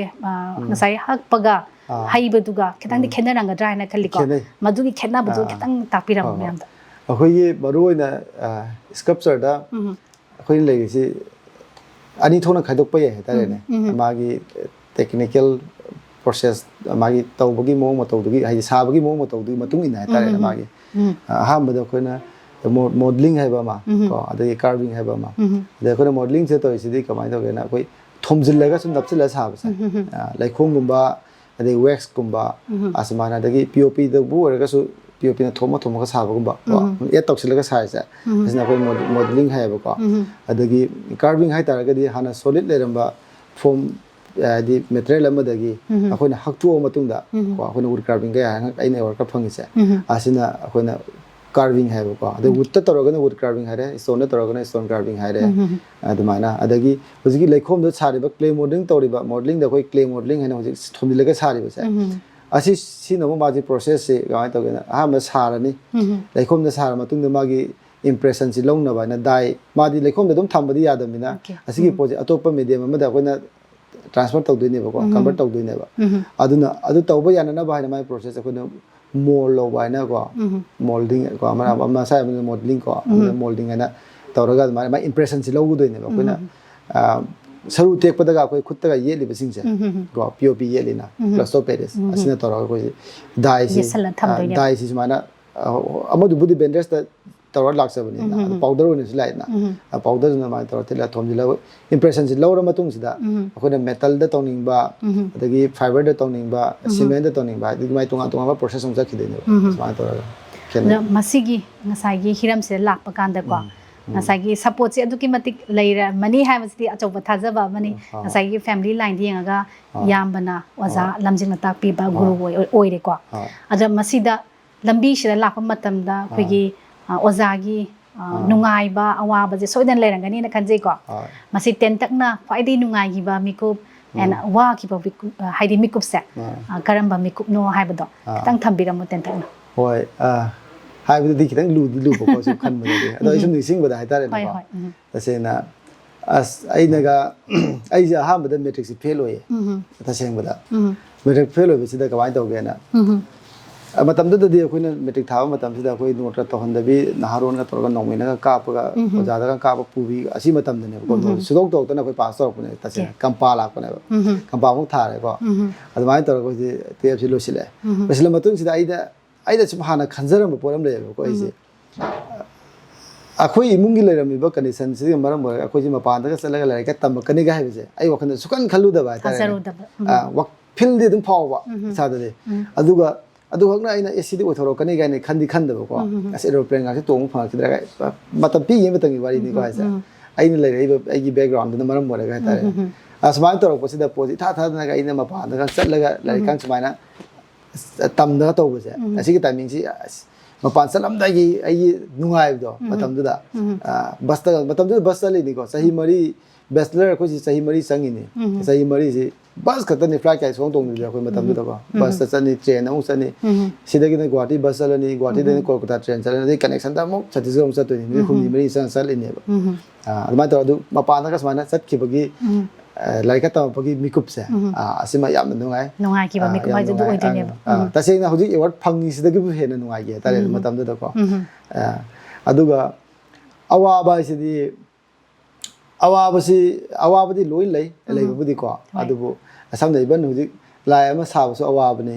ꯂꯣꯏꯅ energy ꯂꯣꯏ ꯆꯪꯉꯤꯕ ꯉꯥꯛꯇꯅꯤ ꯑꯗꯨꯕꯨ ꯑꯋꯥꯕꯁꯤꯗꯤ ꯑꯩ ꯍꯥꯏꯖꯔꯔꯣꯏꯒꯦ ꯀꯩꯅꯣꯗ ꯑꯋꯥꯕꯗꯨꯅ ꯃꯔꯝ ꯑꯣꯏꯔꯒ ꯑꯩꯁꯦ ꯄꯣꯠꯁꯦ ꯇꯦꯝꯄꯔ ꯁꯨꯝ ꯍꯥꯞꯄ ꯁꯨꯝ ꯂꯥꯛꯈꯤꯕꯅꯤꯅ ꯑꯗꯨ ꯑꯋꯥꯕꯗꯨꯁꯨ ꯑꯩꯒꯤ ꯅꯨꯡꯉꯥꯏꯕ ꯑꯣꯏꯅ ꯑꯗꯨꯝ ꯂꯧꯖꯔꯦ ꯍꯥꯏꯇꯥꯔꯦ ꯇꯁꯦꯡꯅꯗꯤ ꯌꯥꯝ ꯐꯖꯕ ꯋꯥꯍꯩꯅꯤ ꯍꯧꯖꯤꯛꯀꯤꯗꯣ ꯍꯥꯏꯗꯤ ꯑꯋꯥꯕꯗꯨ ꯅꯨꯡꯉꯥꯏꯕ ꯑꯣꯏꯅ ꯑꯣꯟꯊꯣꯛꯍꯜꯂꯦ ꯍꯥꯏꯗꯣ ꯍꯥꯏꯕꯗꯤ ꯑꯗꯨꯅ ꯃꯔꯝ ꯑꯣꯏꯔꯒ ꯑꯩꯁꯦ ꯑꯣꯏꯔꯛꯏꯅꯦꯕ ꯑꯗꯨꯝꯕ ꯑꯋꯥꯕꯁꯦ ꯌꯥꯎꯔꯝꯗ꯭ꯔꯒꯗꯤ ꯅꯨꯡꯉꯥꯏꯔꯣꯏꯕꯀꯣ ꯃꯤꯑꯣꯏꯕꯒꯤ ꯂꯥꯏꯐꯇ ꯇꯦꯝꯄꯔ ꯑꯩꯈꯣꯏ ꯌꯣꯠꯇ ꯇꯦꯝꯄꯔ ꯍꯥꯞꯄꯗꯧꯅ ꯁꯥ ꯑꯗꯨꯃꯥꯏꯅ ꯇꯦꯝꯄꯔ ꯍꯥꯞꯄꯤꯔꯛꯄꯗꯧꯅ ꯈꯟꯕ ꯍꯥꯏꯇꯥꯔꯦꯅꯦ ꯑꯗꯨꯅ ꯑꯋꯥꯕꯁꯤꯗꯤ ꯍꯥꯏꯖꯔꯔꯣꯏꯒꯦ ꯑꯗꯨꯃꯥꯏꯅ ꯅꯨꯡꯉꯥꯏꯕꯗ ꯑꯣꯏꯅ ꯌꯥꯅꯤ ꯑꯗꯨꯒ ꯑꯩꯈꯣꯏꯒꯤ ꯉꯁꯤ ꯐꯥꯎꯕꯗꯀꯣ ꯉꯁꯥꯏꯒꯤ ꯃꯌꯥꯝ ꯏꯃꯨꯡꯒꯤ ꯁꯥꯏꯠꯇꯩ ꯅꯠꯇꯕ ꯉꯁꯥꯏꯒꯤ ꯐ꯭ꯔꯦꯟ ꯁꯔꯀꯜꯒꯤ ꯁꯥꯏꯠꯇꯒꯤꯀꯣ ꯏꯁꯥꯅ ꯇꯧꯖꯔꯤꯕ ꯋꯥꯔꯛꯁꯤꯗ Tagat wahai phongdok pirakpadi yaubra kamai toge moigi side dagi ngalingai matam dagi horaga ngasi pawda hai batare ko nana tawridu oiroi kaina khoigi sada ninghan na bagi thabak haidi wahai gumba hairakpa yaukibra haibado adu sum tang khangjani asigi posumadi ayunadi yaroktre akoi dada akoi tamoi torok matamdadi akoi moina ga saida kota tawrega hai moise ai bidi akoi di daban hena hai ni ko moide ado ai bungasi bawdadi su yarokte asi posidi adagi imana su sairakte akoi moisu kai hena asu masana ga tawbada koyeng ingsin ba kai hena adi care logda bu sunate ko adagi henjin care logda kotna torok ko mai kasu tawgonde ba kuma ne sir se asi sum free ona dum leire tare ne tasena adagi condition dusu family condition dusu yamna adum condition am dale ram na tare aduga college school gang karak padusu ita fan de exin begumba adagi boy de yepa gumba de imana basing na ko ai boy pura seng doine ma ore doine da adumana support to bir pangak tane tare ne thawoina haide enang sumai tawdana kada nang wathi wayam tawdana ko kariyamta sumbagi poram ta leiti ayu dang negative ki back chi leiti te ko amo leiti ngasi bawda ade matam puna makta ko da jadom support to dum lakpani when hoji pawda ai wa am sa dawre ade ta de ko da ai ma pana leiring ai desu baroda da legira khera gara legira ai wak aba hek ai kretu wa saram dai sa asida ai ne hek nising de doise puning da ko da mom nising ani ko ase ai emotional pone ba ta sena adagi ai mall gum loram dai se so khoi mall ai tak pir ki ai senior le ko kino ge as moi ga se ta nising ba isa da as mai tor ga de isa ji wak si soi ro ga ne khanza ba ta re as mai tor na ai ai khoi nising do khoi da achuki matik support to bi rakhi do aduna ne ko adu mare ngasi bo de kari nei te da re sma ko aduga khoi gi ngasai ozana sculpting to biriba artist ama oina ko adi sculpting gi artist ama oiba matamda ngasai atopa hiram art ki lambi mayam so leidi ko masida natana khoi gi singer ko adagi film gi line makhal kaya gi art haibadi manipur si art and culture na su chingkhalini ko ado masida khoi gi namtha biba khoi gi yauda basu natte ko haidi leitaba ngasai ozana su panbigre leitaba na maram oiraga na ko haidi ngamoidra na khalure na habi bodo admai tawdana ngasi maksu dum leitana adum mai art to namdagi basu kongai ni ko masigi matang dadi kari haini tasena di hoi asigi posi thoktabana te adum thoi ko aina samna harabada khoi gi kaksing da haitare ne akhoi akhoi da dawi dai hana fine art ki lamda changsilama ba ko moidi changsilama ga podi moina keno di mapung phana di tawba ngam hodra ba magi family background oigera paisa na oigera mai thabak na ani poram na oigera na tra asugum bo yam lai ba ko sin yam haina adum sogi dra ba tare ne akhoi na di yam na nungsi jaba taseng na akhoi na hairei bu su taseng na moina kidang tawberam baduna moida gi mathak moina stairs step ma akhoi na moina ne laga akhoi na lama phangdari ne ba ko ado asigi posi lai aduna asigi posi ta sengna ina haijening badadi government na su ko ai sarkar na su khidang sarkar ki side ta gi su ko khidang yengbi ba adagi akhoi na su hona jaba samna hare bada hoji art and textile gi bukharo na ta any art ka art and culture ga mai lena officing sida akhoi artist sing si gi magi qualify or artist gi magi facility magi opportunity khara priority khara first priority pb ba ko asi kaisu ai ngasi bawda sum ye ko da kaisu u di ba ko sum po se adagi samna harabada akhoi tamo su bfl lora bani ade akhoi tamo bu aina thabak ona happy haibai wa na taba ko lai di sing si ba po se any lamje any line da lai sing si asigu opportunity pb ba ko asigu chu yamna ina darka ta pran khali adagi masa gi magi promote to ba ya ba jaga ko samna harabada akhoi kaksing sida artist mayam lai re natra artist mayam lai re sida posi masa kanagumba kharagi di masada magi jaga da workshop mo le jadi ba natra workshop mo leite kadam da do akoi artist me pun ba ya ba jaga am da ka tai ne ba ko akoi hui lali kala na ga tori ba hui ki residence center ga se sum ba jaga am ne ba asi so koi manipur suk chokole art and culture suk chokole he ba jaga se koi manipur da leite ba asena ada asugum ba se ko government ki through da ki khat ti ga ko government na kha simbi ba wa asugum am su da ka ta ba na khalli adagi adudagi workshop ko mayam do moina organize tawraga phadana mapana ga exhibit tawbi ba atra adudi hena promote tawbagi yabagi podo mayam phangi dana ajugum se ai yamna to honjening bhai tare na tasena aduga asigi marak thadna ina ꯍꯥꯏꯗꯤ ꯈꯤꯇꯪ ꯍꯥꯏꯖꯅꯤꯡꯕꯁꯦ ꯇꯁꯦꯡꯅ ꯍꯧꯖꯤꯛꯀꯤ ꯀꯣꯏꯁꯟꯗꯨꯒ ꯈꯤꯇꯪ ꯇꯣꯉꯥꯜꯂꯒꯁꯨꯀꯣ ꯃꯇꯦꯛ ꯑꯃꯇ ꯄꯟꯖꯔꯝꯒꯦꯕ ꯑꯩꯅ ꯌꯥꯝ ꯄꯟꯖꯅꯤꯡꯕ ꯍꯥꯏꯇꯥꯔꯦ तसेंगना वाक अमा फजरी वाक अमा सारे को कनागुमा आर्टिस्ट अमने वाक अमा सारे नटगे इसे हम सये एनी वाक अमा ओनली फजई हारेगा तोखिब नतबा आई हाजे माने सारे वाक सिना करीनो हाइनिंग इसे अदि मागी असिने सोसाइटी दा तौरिबा शेयर तौरिज माने माई कंट्रीब्यूशन जी करीनो होय तादि करी प्रॉब्लम लेबेगी नो माने तौरि पोसे होय दा सी पोसे सोल्यूशन अमा पूरा पोसे दरकार ता दबरा इसे असि क्वेश्चन जिने बा इना हंगिंगी पोसे आई ngasi national award ye moire ko ai national award phangam matung sida ai gi wak si phajai phajai asmai wak tu nuksi phajai ta har sat khibna taba nung gi obadom ai angang duna irai laira ba angang chukang khang daba laira ba innocent oiba angang duna mana yamna ningam daba miyeng amdi yegi ba ai wak tu da ko ai gi my facial expression ai na hapsagi bese yamna sang na ai saning bagi lambi ma hai tare na pose adu namat player thamba hai tare pose asi even ayon da bu thoi ne ba ai haije just ai ne saba wa ka ai di ai gi life ki ai gi thenari bai experience tu bu ai na adu me adu uthoke na sai adu ai oi ri bai si sada tar ga di ai na ai wak na ta ba samane na ta me dei copy to ba toxin ba samane adu just ai dei emotionally ai na feel to ba ai attach to ba subject to the lower to rai ne ba ko asugum si ai na kidang leibak si da su kidang yengening ba hai tare ne phajai hera ka kok to khibna ta ba फजरी दु करिनो मी अमसिदा साइसि करि दोबगी सारिनो नत्रा सि किदंग नै नबिरगा लेपाक सिना करि तोबा याबगे हाइबो पोसे मागी पैसा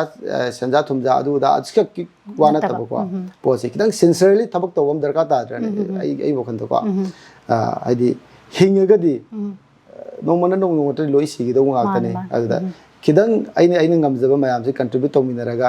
akhome plug nungsi nunga yapana himina se habido sensor oina sensor oider udata ga di natra any field the song amada song IS officer oiro MLA oiro ma sensitivity yaw ta ga ti podu career go desu apaba thab mai pa ko ngamoi ko aduna khidang nunga na lemina se haidi works understand tominaba aduga kari lingjen manaba aduga artist amana putholai work si kari ginu hai pose nei nabi ba asigi pose ina yam chumi ko hai bidi art harga kogi sports yaure ni ko sport art culture ko si mayam se loin ba masa gi entrepreneur ore iba mayam se ko kari no hai badu phasana yengbi ba ma daka tai ham se am chumi ko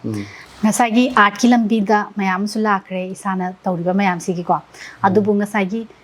sculpture ama ngasai gi murti ma halakpa matamda or pot ama sembapa matamda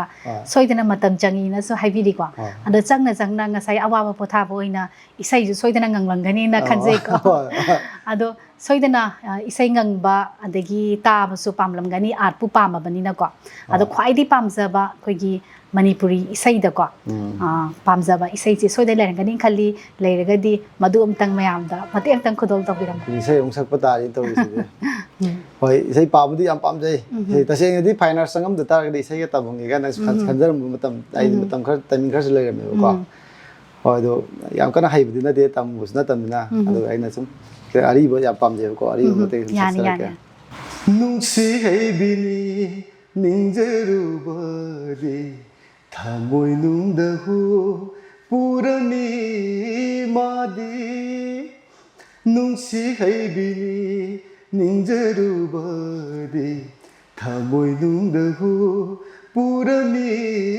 madi pamjarubana oi halle aigi kira urubad mabu khoida jarure yenglubad mabu pukning hurure urubad mabu khoida jarure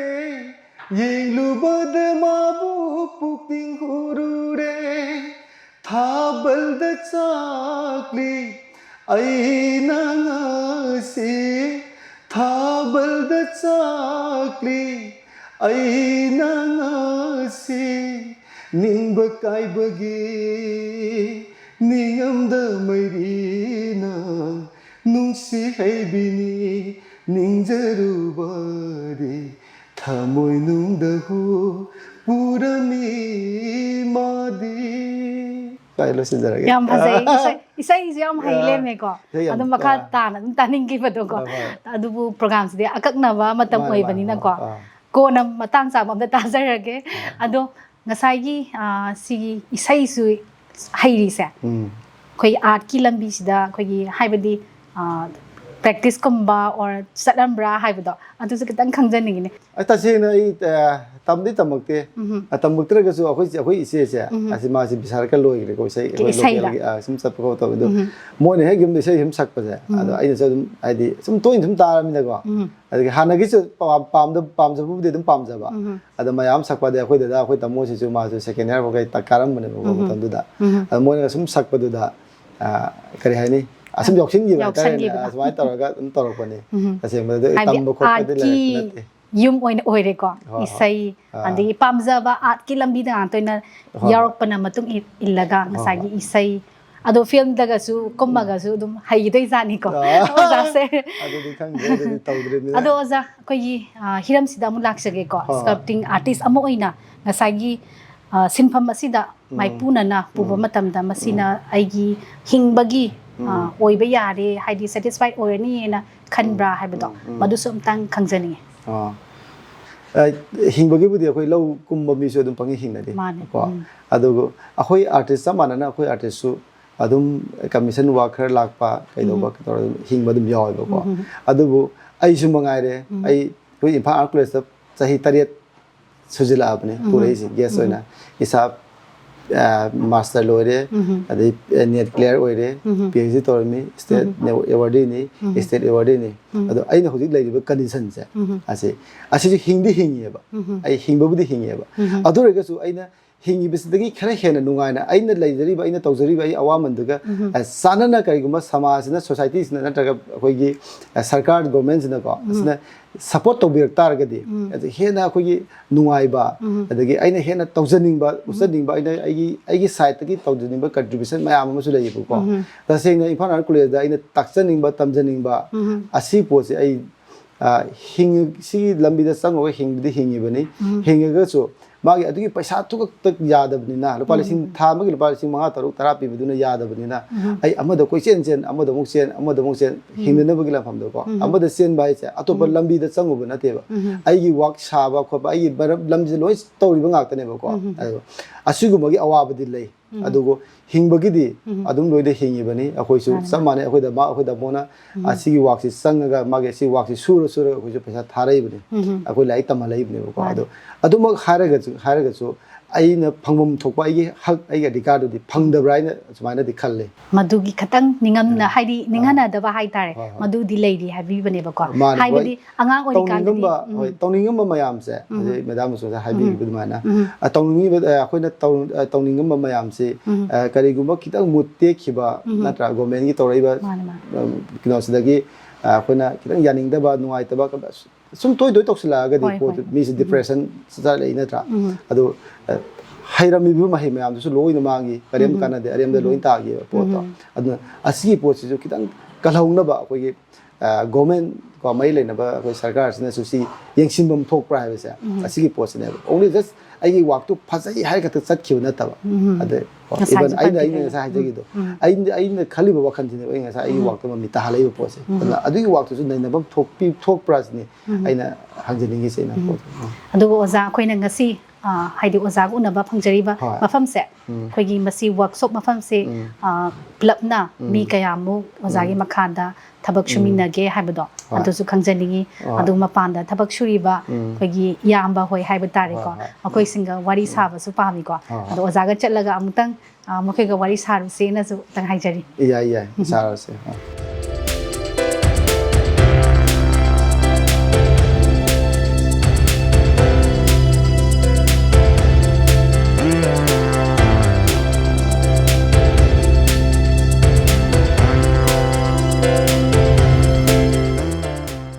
ꯏꯁꯥꯁꯦ ꯀꯩꯅꯣꯝꯁꯨ ꯀꯟꯅ ꯁꯥꯕꯤꯔꯝꯃꯤꯀꯣ ꯃꯤꯡ ꯑꯝꯇꯪ ꯈꯪꯖꯒꯦ ꯑꯩꯒꯤ ꯃꯤꯡ ꯌꯨꯝꯈꯥꯏꯕꯝ ꯆꯅꯆꯥꯎꯕ ꯑꯗꯣ ꯀꯔꯤꯅꯣ ꯏꯁꯥꯅ ꯍꯧꯖꯤꯛ ꯁꯥꯕꯤꯔꯤꯁꯦ ꯑꯩꯅ ꯍꯧꯖꯤꯛ ꯁꯥꯔꯤꯁꯦ ꯃꯦꯀꯦꯠ ꯁꯥꯕ ꯍꯥꯏꯗꯨꯅꯦꯕ ꯑꯩꯈꯣꯏꯅ ꯑꯩ ꯋꯨꯠ ꯀꯥꯔꯚꯤꯡ ꯑꯃ ꯇꯧꯒꯦ ꯇꯧꯕ ꯑꯗꯨꯗꯨꯒꯤ ꯍꯥꯏꯐꯦꯠ ꯆꯥꯎꯔꯛꯄ ꯀꯝꯄꯣꯖꯤꯁꯟ ꯑꯃ ꯁꯥꯗꯣꯛꯄ ꯍꯥꯏꯇꯥꯔꯦ ꯑꯗꯨꯒꯤꯅꯤ ꯑꯗꯣ ꯑꯣꯖꯥ ꯑꯩꯈꯣꯏꯒꯤ ꯄ꯭ꯔꯦꯝꯆꯟꯗ꯭ꯔꯒꯤ ꯃꯈꯥꯗ ꯁꯨꯃꯥꯏꯅ ꯊꯕꯛ ꯇꯧꯔꯛꯄꯁꯦ ꯀꯌꯥꯃꯨꯛꯇꯤ ꯀꯨꯏꯔꯒꯦ ꯑꯩꯁꯤ ꯊꯕꯛ ꯇꯧꯔꯛꯄꯁꯦ ꯑꯩ ꯀꯣꯂꯦꯖ ꯀꯥꯕ ꯍꯧꯔꯛꯄꯗꯒꯤ ꯁꯔ ꯄ꯭ꯔꯦꯝꯆꯟꯗ꯭ꯔ ꯁꯤꯒ ꯑꯁꯨꯝ ꯈꯪꯅꯔꯛꯄꯅꯦ ꯑꯗꯨꯗꯒꯤ ꯃꯥꯒ ꯑꯗꯨꯝ ꯄꯨꯜꯂꯒ ꯃꯥꯒ ꯑꯗꯨꯝ ꯆꯠꯃꯤꯟꯅꯔꯒ ꯁꯨꯝ ꯊꯕꯛꯁꯦ ꯇꯧꯃꯤꯟꯅꯕ ꯍꯧꯔꯛꯄ ꯄꯨꯂꯞ ꯑꯣꯏꯅ ꯄꯨꯜꯂꯒ ꯍꯣꯏ ꯀꯣ ꯍꯣꯏ ꯍꯣꯏ ꯁꯔꯒ ꯑꯗꯨꯝ ꯇꯥꯊꯣꯛ ꯇꯥꯁꯤꯟ ꯇꯧꯅꯔꯒ ꯇꯧꯔꯛꯄꯅꯦ ꯑꯗꯨꯝ ꯑꯩꯈꯣꯏꯒꯤ ꯊꯥ ꯑꯃꯒꯤ ꯑꯣꯏꯅ ꯁ꯭ꯇꯥꯏꯄꯦꯟ ꯄꯤꯕ꯭ꯔꯥ ꯀꯃꯥꯏꯅ ꯇꯧꯒꯦ ꯃꯁꯤꯁꯦ ꯑꯗꯨꯗꯤ ꯂꯩꯇꯦ ꯑꯗꯨ ꯂꯩꯇꯦꯕ ꯑꯗꯨꯝ ꯁꯔꯒ ꯑꯗꯨꯝ ꯃꯥꯒꯤ ꯊꯕꯛ ꯑꯃ ꯂꯩꯔꯦ ꯑꯗꯨ ꯁꯤ ꯇꯧꯃꯤꯟꯅꯁꯦ ꯍꯥꯏꯔ ꯀꯥꯟꯗ ꯑꯗꯨꯝ ꯁꯔꯅ ꯈꯔ ꯄꯤꯕꯤꯕ ꯈꯣꯠꯄꯤꯕ ꯑꯗꯨꯝ ꯇꯧꯕꯅꯦ ꯑꯗꯨꯃꯥꯏꯅ ꯑꯗꯣ ꯀꯔꯤ ꯃꯔꯝꯗꯒꯤ ꯁꯨꯃꯥꯏꯅ ꯑꯥꯔꯠꯀꯤ ꯍꯤꯔꯝꯁꯤꯗ ꯆꯪꯒꯦꯅ ꯈꯜꯂꯛꯈꯤꯕꯅꯣ ꯁꯤꯁꯦ ꯑꯩꯁꯦ ꯑꯥꯔꯠꯀꯤ ꯂꯝꯁꯦ ꯁꯨꯝ ꯑꯉꯥꯡ ꯑꯣꯏꯔꯤꯉꯩꯗꯕꯨꯗꯤ ꯑꯗꯨꯝ ꯄꯥꯝꯖꯔꯦ ꯑꯗꯨꯒ ꯑꯩ 12 ꯂꯣꯏꯔꯛꯄꯗꯒꯤ ꯁꯨꯝ ꯀꯩꯗꯧꯗꯣꯏꯅꯣꯁꯨ ꯈꯪꯉꯛꯇꯕ ꯍꯥꯏꯇꯥꯔꯦ ꯑꯇꯣꯞꯄ ꯖꯦꯅꯔꯦꯜ ꯂꯥꯏꯟꯒꯨꯝꯕ ꯇꯝꯕꯁꯤꯗꯤ ꯁꯨꯝ ꯄꯪꯇꯝꯗ ꯇꯝꯕ ꯑꯣꯏꯅ ꯁꯨꯝ ꯑꯩ ꯁꯨꯝ ꯂꯥꯏꯔꯤꯛꯀꯤ ꯄꯣꯠꯁꯤ ꯀꯥ ꯍꯦꯟꯅ ꯀꯩꯅꯣ ꯇꯧꯔꯛꯇꯕ ꯍꯥꯏꯇꯥꯔꯦ ꯁꯨꯝ ꯌꯦꯛꯄ ꯁꯥꯕ ꯑꯁꯤꯒꯨꯝꯕꯗꯅ ꯍꯦꯟꯅ ꯍꯦꯟꯅ ꯄꯥꯝꯖꯔꯛꯄ ꯄꯥꯝꯖꯔꯛꯄꯗꯣ ꯍꯣꯏ ꯑꯗꯨꯗ ꯑꯣꯏꯅ ꯑꯗꯨꯕꯨ ꯑꯍꯥꯟꯕꯗꯗꯤ ꯑꯩꯁꯦ ꯁꯥꯕꯁꯤ ꯀꯌꯥ ꯀꯩꯅꯣ ꯇꯧꯔꯛꯇꯦ ꯌꯦꯛꯄꯗ ꯈꯛꯇ ꯑꯣꯏꯅ ꯁꯨꯝ ꯍꯥꯏꯗꯤ ꯆꯠꯂꯛꯄ ꯍꯥꯏꯇꯥꯔꯦ ꯁꯥꯕꯗꯗꯤ ꯈꯨꯠꯂꯣꯏꯗ꯭ꯔꯤꯕ ꯈꯨꯠꯂꯣꯏꯗ꯭ꯔꯤ ꯑꯩ ꯀꯩꯝ ꯈꯪꯉꯛꯇꯦꯕ ꯁꯥꯕ ꯍꯥꯏꯕꯁꯦ ꯑꯗꯣ ꯑꯍꯥꯟꯕꯗꯗꯤ ꯌꯦꯛꯄꯗꯅ ꯑꯗꯨꯝ ꯂꯥꯛꯑꯦ ꯑꯗꯨꯒ ꯁꯨꯝ ꯀꯣꯂꯦꯖ ꯀꯥꯕ ꯍꯧꯕꯗꯩꯗꯤ ꯑꯣꯖꯥꯁꯤꯡꯅ ꯇꯧꯔꯤꯕ ꯃꯑꯣꯡ ꯃꯇꯧꯁꯤꯡꯗꯨ ꯎꯕꯗꯒꯤ ꯁꯨꯝ ꯁꯔ ꯍꯣꯏꯒꯁꯨ ꯈꯪꯅꯔꯦꯗ ꯑꯗꯨꯗꯒꯤ ꯑꯩꯉꯣꯟꯗ ꯍꯦꯟꯅ ꯏꯟꯇꯔꯦꯁ ꯇꯧꯈꯤꯕ ꯍꯥꯏꯇꯥꯔꯦ ꯁ꯭ꯀꯜꯞꯆꯔꯁꯤꯗ ꯍꯦꯟꯅ ꯑꯗꯨꯃꯥꯏꯅ ꯇꯧꯈꯤꯕ ꯑꯗꯣ ꯃꯁꯤꯗ ꯑꯩꯅ ꯂꯥꯏ ꯌꯦꯛꯄ ꯑꯃ ꯎꯖꯩꯀꯣ ꯃꯁꯤꯁꯦ ꯏꯁꯥꯅ ꯌꯦꯛꯄꯤꯔꯤꯔꯥ ꯃꯁꯤꯒꯤ ꯃꯑꯣꯡ ꯃꯇꯧꯁꯦ ꯁꯦꯝꯃꯛꯇꯣꯏꯔꯥ ꯀꯃꯥꯏꯅ ꯇꯧꯕꯅꯣ ꯁꯤꯁꯦ ꯑꯁꯤꯁꯤꯗꯤ ꯑꯩꯅ ꯌꯦꯛꯄꯗꯤ ꯅꯠꯇ꯭ꯔꯦꯀꯣ ꯌꯦꯛꯄ ꯅꯠꯇꯦꯕꯀꯣ ꯑꯩꯅ ꯌꯦꯛꯄ ꯑꯃꯗꯤ ꯁꯤꯗꯗꯤ ꯌꯥꯎꯕꯅꯤ ꯁ꯭ꯀꯦꯠꯁ ꯇꯧꯕ ꯀꯧꯋꯦ ꯑꯣꯀꯦ ꯁꯤꯁꯦ ꯑꯣꯏꯗꯣꯏꯅꯤ ꯑꯣ ꯁꯤꯒꯤ ꯄꯣꯠꯁꯤꯅꯦꯕꯀꯣ ꯂꯥꯛꯇꯣꯏꯁꯤꯀꯣ ꯑꯁꯤꯕꯨꯗꯤ ꯅꯠꯇ꯭ꯔꯦ ꯁꯤꯁꯤꯅ ꯑꯩꯅ ꯁꯤꯅ ꯑꯇꯣꯞꯄ ꯗ꯭ꯔꯣꯌꯤꯡ ꯑꯣꯏꯔꯦ ꯁꯤꯅ ꯑꯣꯀꯦ ꯑꯩꯅ ꯍꯧꯖꯤꯛ ꯁꯤ ꯇꯧꯗꯣꯏꯁꯤꯅ ꯋꯨꯠ ꯀꯥꯔꯚꯤꯡ ꯇꯧꯗꯣꯏꯁꯤꯅ ꯁꯤꯒꯤ ꯈꯣꯡꯒꯤ ꯑꯣ ꯁꯤꯗ ꯂꯩꯔꯤꯁꯦꯀꯣ ꯍꯣꯏ ꯍꯣꯏ ꯍꯣꯏ ꯁꯤꯒꯤ ꯃꯌꯦꯛꯁꯤꯅꯦꯕ ꯂꯥꯛꯇꯣꯏꯁꯦꯀꯣ ꯈꯣꯡꯒꯤ ꯀꯝꯄꯣꯖꯤꯁꯟ ꯑꯣꯏꯅ ꯁꯨꯝ ꯂꯥꯡꯒꯦ ꯇꯧꯕ ꯑꯩꯅ ꯑꯗꯣ ꯁꯨꯃꯥꯏꯅ ꯍꯥꯟꯅ ꯌꯦꯛꯊꯣꯛꯑꯒ ꯑꯩꯈꯣꯏ ꯁꯦꯝꯕꯤꯔꯤꯔꯥ ꯀꯃꯥꯏꯅ ꯇꯧꯔꯤꯅꯣ ꯁꯤꯁꯦ ꯍꯣꯏ ꯍꯥꯟꯅ ꯑꯩꯈꯣꯏꯗꯤ ꯁꯨꯝ ꯁꯥꯇ꯭ꯔ ꯑꯣꯏꯅ ꯑꯗꯨꯝ ꯂꯥꯛꯄꯅꯦ ꯀꯩꯅꯣ ꯇꯧꯔꯤꯕꯅꯤꯅ ꯍꯥꯟꯅ ꯁ꯭ꯀꯦꯠꯁ ꯍꯥꯟꯅ ꯇꯧꯊꯣꯛꯑꯦ ꯁꯥꯗꯧꯕ ꯄꯣꯠꯁꯦ ꯑꯗꯨꯕꯨ ꯑꯣꯖꯥꯁꯤꯡꯗꯤ ꯁꯨꯝ ꯃꯣꯏ ꯈꯨꯠꯂꯣꯏꯈ꯭ꯔꯕꯅꯤꯅ ꯃꯣꯏꯗꯤ ꯁ꯭ꯀꯦꯠꯁ ꯇꯧꯗꯕꯤꯗ ꯑꯗꯨꯝ ꯃꯣꯏ ꯑꯗꯨꯝ ꯇꯧꯋꯦꯕ ꯑꯩꯈꯣꯏꯅ ꯑꯃꯨꯛ ꯍꯧꯖꯤꯛ ꯈꯤꯇꯪ ꯅꯧꯔꯤꯕꯅꯤꯅ ꯍꯥꯟꯅ ꯀꯩꯅꯣ ꯍꯥꯟꯅ ꯕꯣꯏꯒꯨꯝꯕꯗ ꯁ꯭ꯀꯦꯠꯁꯅ ꯍꯥꯟꯅ ꯍꯥꯟꯅ ꯁ꯭ꯀꯦꯠꯁ ꯇꯧꯊꯣꯛꯄ ꯇꯧꯊꯣꯛꯄꯅꯦꯕꯀꯣ ꯑꯗꯨꯒ ꯑꯩꯈꯣꯏꯅ ꯁꯨꯃꯥꯏꯅ ꯃꯦꯀꯦꯠ ꯁꯥꯕ ꯍꯥꯟꯅ ꯀꯝꯄꯣꯖꯤꯁꯟꯅ ꯏꯟꯊꯣꯛꯄ ꯑꯗꯨꯃꯥꯏꯅ ꯇꯧꯔꯒ ꯇꯧꯋꯦ ꯑꯣꯀꯦ ꯑꯣꯀꯦ